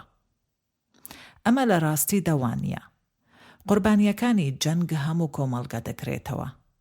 پیاوان جگە لە کوشتن بەڕووڕووی لاقەکردن و توندوتیژی دەرونی و سۆزیش دەبنەوە، بەڵام خەسڵەتی نێرسالاری و چەمکی پیاوەتی وای کردووە پیاوان بێدەنگ بن و باسی ئەو توندوتیژیانە نەکەن. هەروەها هەڵگری خەسڵەتی نێرسالاری تەنها پیاوان نین، بەڵکو ئەم چەمکە لە ئەقلیەتی تەواوی کۆمەڵگەدا ڕەنگی داوەتەوە و ژنانیش بە شێوازی جیا بەرهەمی دەهێننەوە و کاری پێدەکەن. بۆ نمونە خەتەنەکردن ئەگەرچی گوزارشتە لە نێرسالاری، بەڵام ئەوە ژنانن کە پراکتیزەی دەکەن. بە هەمان شێوە توێژینەوەکانمان نیشانی دەدەن کە ژنان بەشداری لە پلانی کوشتن بە بیانووی شەرەف دەکەن. جا ئەمە لەبەر ترس بێت یا وەک ڕەنگدانەوەی پیاوسالاری بێت، ژنانیش بەڕێژەیەک بەدەرنین لەم تاوانانە. بۆیە ئەگەر لە ڕوانگەی هەستیاری جێندەریەوە زیاتر کار لەسەر قوربانیەکان و چەمکی قوربانی بوون کرابێت، ئەوە لە سەرەتادا پێویست بووە، چونکە وەڵامی پێویستیە هەنووکەییەکانی داوەتەوە. بەڵام جۆرێک لە دوانەکەی دوالیزمی لە کار و شرۆڤە و چالاکیەکاندا دروست کردووە. لە هەستیاری جێندەریەوە پێویستە ئێمە دوانەکەی ڕەت بکەینەوە هۆشیار بین بەرامبەر دژواری و ئالۆزیەکانی جیهان و ئاڵنگاری و تەنگ و چەڵەمەکانی واقع کە مرۆڤی کورد بەرەو ڕوویان دەبێتەوە. هەمومان دەزانین کە جیهان بەگشتی و جیهانی مرۆڤی کورد زۆر لەوە کێشە ئامێزتر و ئالۆزتر و دژوارترە کە بە مێتۆدی دوانەکەی شیرۆڤەی بکەین و لە نێوان ڕەش و سپی، ئەهریمەن و پەری لایەنێک هەڵبژێرین یا بە دوای چارەسەری یەک ڕەهەندیدا بگەڕێن. چارەسەری یەک ڕەهەندی و دوانەکی واتە سادەیی و ساویلکەیی. ئەمڕوانینە نەک هەر ناتەواوە بەڵکو کورتخایەنیشە. بەرای من بۆ دەرباسبوون لەم دوانەکی و سادەیی و ساویلکەیە لە لێکدانەوە ئێمە پێویستمان بە شرۆڤە و شیکاری ئینتەرسێکشناڵانە هەیە. شرۆڤەیەک کە وەک ئاوێنە ئاڵۆزی و دژواریەکانی تێدا ببینێت و لێەوە بڕوانێت و چارەسەر بخاتە ڕوو. بەرەو مێتۆدی ئینتەرسێکشناڵ. ئینتەرسێکشناڵیتی چەمکێکی شیکاریە بۆ تێگەیشتنێکی قوڵ لە واقع، بۆ تێک هەڵکێشی و تێک هەڵچنینی هەموو ڕەهەندەکانی ناسنامە و شوناسی مرۆڤ، وەکنەتەوە ئاین، ئێتنیک، مەزهەب، چین و پێگەی کۆمەڵایەتی و تەمەن و شوێنی نیشتەجیبوون. ئەمانە هەموویان تێک هەڵکێشن و پێکەوە بەشدارن لە دروستکردنی باردۆخی مرۆڤ و پەیوەندیەکانی هێز و نادادوەری و ئاستی چەوساندنەوەی کۆمەڵایەتی و سیاسی. ژنانی کورد چەوساون وەک کورد لەلایەن دەوڵەتە داگیرکەرەکانەوە و ئەزموونی چەوساندنەوەی نەتەوەیی و سیاسی و پاکتاوی نەتەوەیی و کۆمەڵکوژی و ڕاگوێزانی بە زۆر و جنۆساید دەکەن. ئەم باردۆخە بۆتە هۆی دواکەوتنی کۆمەڵایەتی و ئابووری و بەهێزکردنی پیاوسالاری و نۆرم و نەریتە باوەکان. جا سەرباری ئەو چەوساندنەوە و زوڵم و تودوتی ژیانە ژنانی کورد بەرەوڕووی چەوساندنەوەی پیاوسالاری و کۆمەڵگەییش بوونەتەوە. ئەم مێتۆد و چەمکە بەرای داهێنەرەکەی کە ژنێکی ڕەشپێستی ئەمریکیە بە ناوی کێمبەرلی کرانشۆ وەک ئاوێنەیەک وایە بۆ بینین و خوێندنەوە و تێگەیشتنی واقع بە هەموو ڕەهەند و ئالۆزیەکانیەوە. مێتۆدی ئینتەرسێکشناڵ هاوکاریمان دەکات بۆ ئەوەی لە ڕەگی کێشە و چەوساندنەوەکان تێبگەین. لەوە تێبگەین کە هێز و دەسەڵات لە کوێوە دێن، لەکوێ تێک هەڵکێش دەبن و تێک دەچڕژێن و تێکەڵ بەرە هەندی دیکە دەبن و سەرنجام دندوتیژی و نایەکسانیان لێ دەکەوێتەوە. بۆیە لە ڕۆژهەڵاتی ناوەڕاست کە پیاوسالاری تێدە بەهێزە ناتوانین بڵێنە ژنانی تورک و فارس و عەرەب بە هەمان شێوەی ژنانی کورد دەچەوسێندرێنەوە. ئەگەر لە ژێر سایەی سیستەمی پیاوسالاریدا ژنێکی تورک و فارس و عەرەب وەک ژنێکی کورد بەرەوڕووی چەوساندنەوەی کۆمەڵایەتی و کۆمەلگەیی بێتەوە، ئەوە ئافرەتانی کوردستان دوو جار دەچەوسێندرێنەوە و جیاکاریان بەرامبەر دەکرێت. جیاکاری سیاسی، نەتەوەیی، ئێتنیکی و جیاکاری جێندەری. کەواتە جۆر و سروشتی چەوساندنەوە و ژیانی ژنی کورد جیاوازە، لەبەر ئەوەی بێدەوڵەتە و داگیر کراوە و لە مافە بنەرەتیەکانی مرۆڤ بێبەش کراوە. ئەم هۆکارانەش بوونەتەمایەی داخران و دواکەوتووی لە ڕووی کۆمەڵایەتی و هەوکات زاڵبوونی پیاوسالاری لە ناو کۆمەڵگەی کوردیدا. جگە لەمانە لە ناو خودی کۆمەڵگەی کوردیدا چەوساندنەوەکان چەندین ئاست و جۆریان هەیە. ئەو چەوساندنەوە و پەراوێزخستنەی کچێکی هەژار و ناخوێنەوار لە گەڕەکێکی دوورپەرێز بەرەوڕووی دەبێتەوە جیاوازە لە باردۆخی کچێکی سەربەچینی دەوڵەمەند یا کچی بەرپرس و ئاغایەک. باردۆخی بێوەژنێک کەم ئەندامێک یان قەیرە کچێک زۆر جیاوازە لە باردۆخی ژنێکی خاوەن هاوسەر و گەنج و تەندروست و سەر بە بنەماڵەوە عەشیرەت. بۆ ئاراستەیەکی دروستی ئەم واقعە دژوار و ئالۆزە، ڕۆژهەڵاتی ناوەڕاست پێویستی بە مێتۆد و سیاسەتی ئینتەرسێکشناڵ و ڕوانێنێکی جێندەری هەیە لە ڕووی سیاسی و کۆمەڵایەتی و ئابووری و کەلتوری و پەروەردەییەوە. بۆ نمونە لە ڕووی سیاسەتی زمانەوانیەوە، منداڵی کورد لە زۆربەی بەشەکانی کوردستان لە زمانی دایکی بێبەری کراوە. ژنان سەرباری کاری زۆر و باری قورسی جەنگ و هەژاری و ئاوارەیی ئەرکێکی گەورە بەجێدەهێنن لە پاراستنی زمانی دایک و گەیاندنی بە زارۆکی کورد. لە تورکیا کە سیاسەتی کەلتورکوژی و زمانکوژی پیادە دەکرێت، ناسنامە و زمان و کەلتوری کوردی بە شێوەیەکی سیستەماتیک قەدەغە دەکرێن و ناسنامەی تورکبوون بە شێوەیەکی تۆقێنەرانە دەسەپێندرێت. لە ڕوانگەی ئینتەرسێکشنالیەوە دەوڵەتە داگیرکەرەکان کە زمانی کوردی قەدەغە دەکەن کۆمەڵێک ئامانج دەپێکن. قەدەغەکردنی زمان تەنها بۆ قەدەغەکردنی خوێندن و قسەکردن بە زمانی دایک نییە، بەڵکو لەم قەدەغەکردنەوە مرۆڤی کورد نامۆ دەکەن بە بوونی خودی خۆی وەک کورد و بە جیهان و بە داهاتوش، چونکە ئەو منداڵانەی کە لە زمانی دایک بێبەری دەکرێن بە شێوەیەکی سروشتی گەشە ناکەن، لە مەکتەب تووشی کێشەی فێربوون و خوێندنەوە و نووسین دەبن، کەمتر دەچنە پێشەوە، دواتر ناتوانن وەک مرۆڤێکی کامل بەشداری لە پرۆسەی بەرهەمهێنان و داهێنان بکەن، کار بدۆزنەوە و بەردەوامی بە ژیان بدەن. لە ئەنجامدا ئەم منداڵانە مرۆڤی هەژار و پەراوێزخراویان لێ دەکەوێتەوە. لە پرۆسەی سیاسی و داواکردنی مافەکانی کورد پێویستە ئەم ڕەهەندانە هەمویان تێک هەڵکێش بکرێن، ئارگومنتێکی بەهێزیان لێ دروست بکرێت و لە بەرچاو بگیرێن بۆ چەسپاندنی مافەرەواکانی کورد. ئەنجام لە ماوەی 100 ساڵی ڕابردوو و لە پەیماننامەی سیڤەرەوە کوردستان بە شێوازێکی نوێ دابەشکراوە و کۆمەڵگەی کوردی بەڕووڕووی سیاسەتی چەوساننەوە و داگیرکاری 4 دەوڵەت نەتەوە بووتەوە.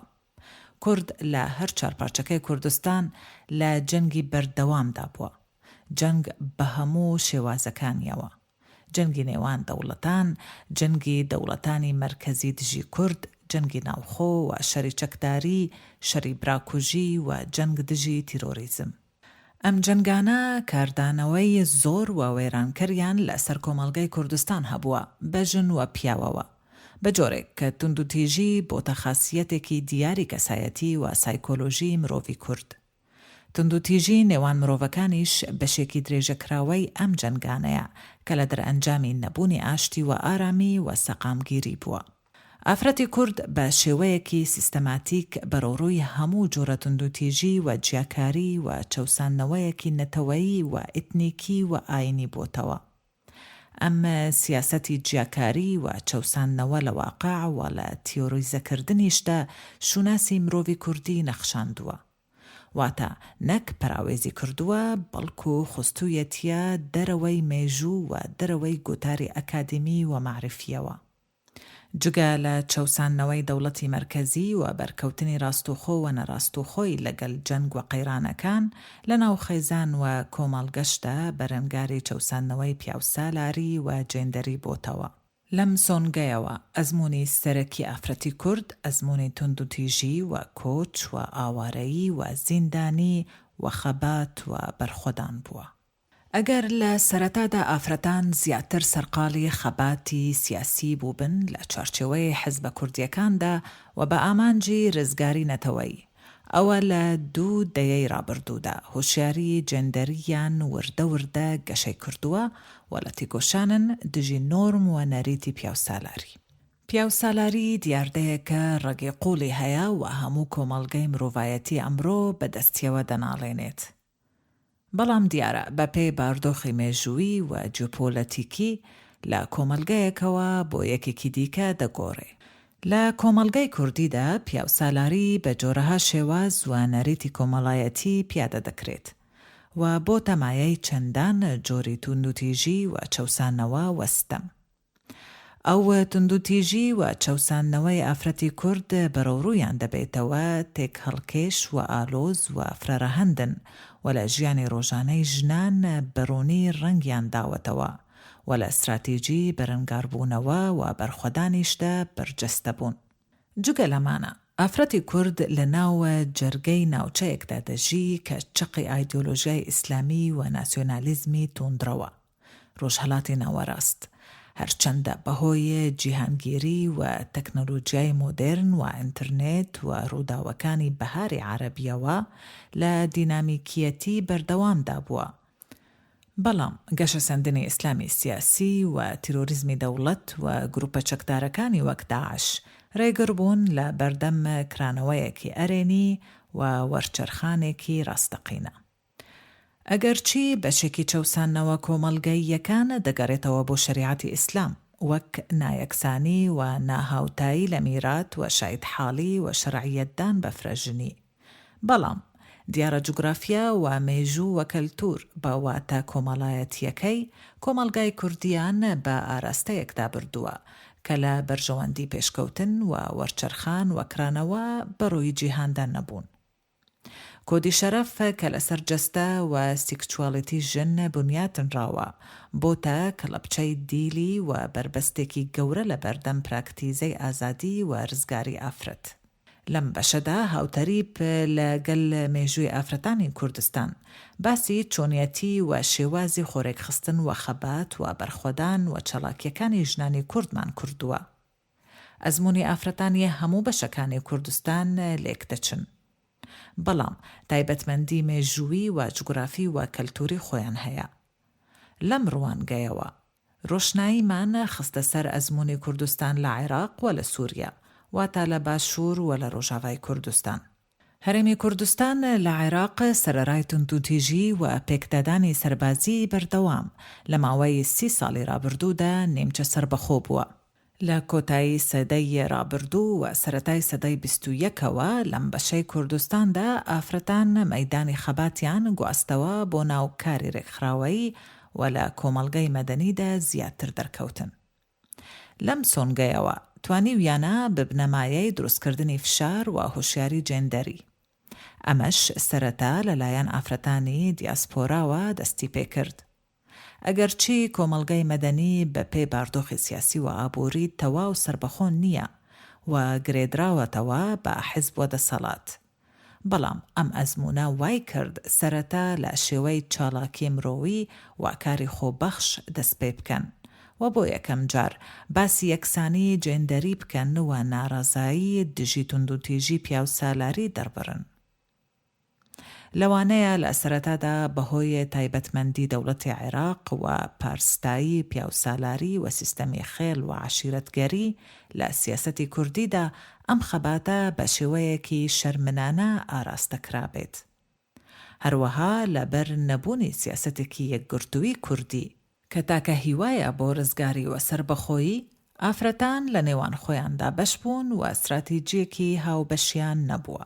پێداویستیەکانی سەردەم پێویستیان بە استراتیج و شێوازی نوێی خەبات هەیە بە مێتۆدی زانستی ئەکادیمی و ئینتەرسێکشناڵ. ئەگەر خەبات و بەرخۆدانی ئافرەتانی کوردستان بە پلەی یەکەم دژی داگیرکەرانی کوردستان و تێک هەڵکێش بوو بێت بە پرۆگرام و ئایدۆلۆژیای حیزبە کوردیەکان بە ئامانجی ڕزگاری نەتەوەیی، ئەوە داهاتوو پێویستی بە شۆڕشێکی فیمینیستانە هەیە بۆ بەرەنگاربوونەوەیەکی بوێرانەی سیستەمی پیاوسالاری بە ئامانجی دابینکردنی ئاسایشی کۆمەلگا و پەیوەندیەکی هاوسەنگ و جوان لە نێوان ژن و پیاو. شۆڕشێکی فیمینیستی لەم جۆرەش پێویستی بە استراتیجیەکی هەوبەش و کاریگەر و فرەرەهەند هەیە دژی هەموو نۆرمە سیاسی و کۆمەڵایەتی و ئاینیەکانی کە ئەقلیەتی پیاوسالاری بەرجەستە دەکەن. ئەم جۆرە استراتیجە دەبێت مافەکانی ژن وەک مافەڕەواکانی مرۆڤ بخاتە ناو ئەجندای کار و سیاسەتەوە. سل نەکاتەوە لە ڕۆشنایی خستنە سەرگرفت و کێشەکان بە مێتود و ڕوانینێکی جێندەری کە هەموو جۆرە ڕەفتار و ئاکارێکی ناڕەوایی وەک سێکسیزم و جیاکاری و هەڵاواردن ڕەت بکاتەوە. جا چ لە دژی دەسەڵاتی مەرکەزی، چ لە دژی حیزب و خێل و بنیاتە کۆمەڵایەتیە نێرسالارەکان بێت. مافی ژن بەشێکی جەوهەری و دانەبراوە لە مافەکانی مرۆڤ و کارکردن بۆ ئازادی تاک و ڕزگاری ژن لە ناو کۆمەلگا پیاویش ئازاد دەکات. ئەم خەباتە ناکرێت دوا بخرێت بۆ دوای ڕزگاری و سربەخۆی نەتەوەی. لە کۆتاییدا تایبەتمەندێتی جیۆپۆلیتیکی کورد و بنیادی کۆمەڵایەتی وایان کردووە کە لە باسی ئافرەتی کورد و نووسینەوەی مێژوودا پێداگری زۆر لەسەر ڕۆلی گرنگی ژنانی پێشمەرگە و گەرێلا و شەهید و خەباتی چەکداری کراوە تا ڕادەی ستایش و بە ئەفسانەکردنیان. ئەمە لەوانەیە خوتوکەمان بدات و سۆز و هەستی کوردی بڕوژێنێت. بەڵام لە ناوەخندا پێویستی بە رەخنە هەیە. بۆیە ئێمە هەوڵمان داوە بە مێتودێکی جیاواز مێژووی ئافرەتانی کوردستان بنووسینەوە و ڕاوەی بکەین. بۆیە رەخنەمان لە پێداگری زۆر لەسەر ڕۆلی ژنی کورد وەک پێشمەرگە و گەرێلا و ئەمازۆن شەروان گرتووە، چونکە ئەم پێداگریە وەک ئەوە وایە چەک خاصیەتی سەرەکی جەوهەر و سروشتی مرۆڤی کورد بێت، بە جۆرێک کە نەتوانێت وەک بەشێک لە کۆمەڵگەی مرۆڤایەتی و دوور لە چەک و پێکدادانی سەربازی گەشە بکات.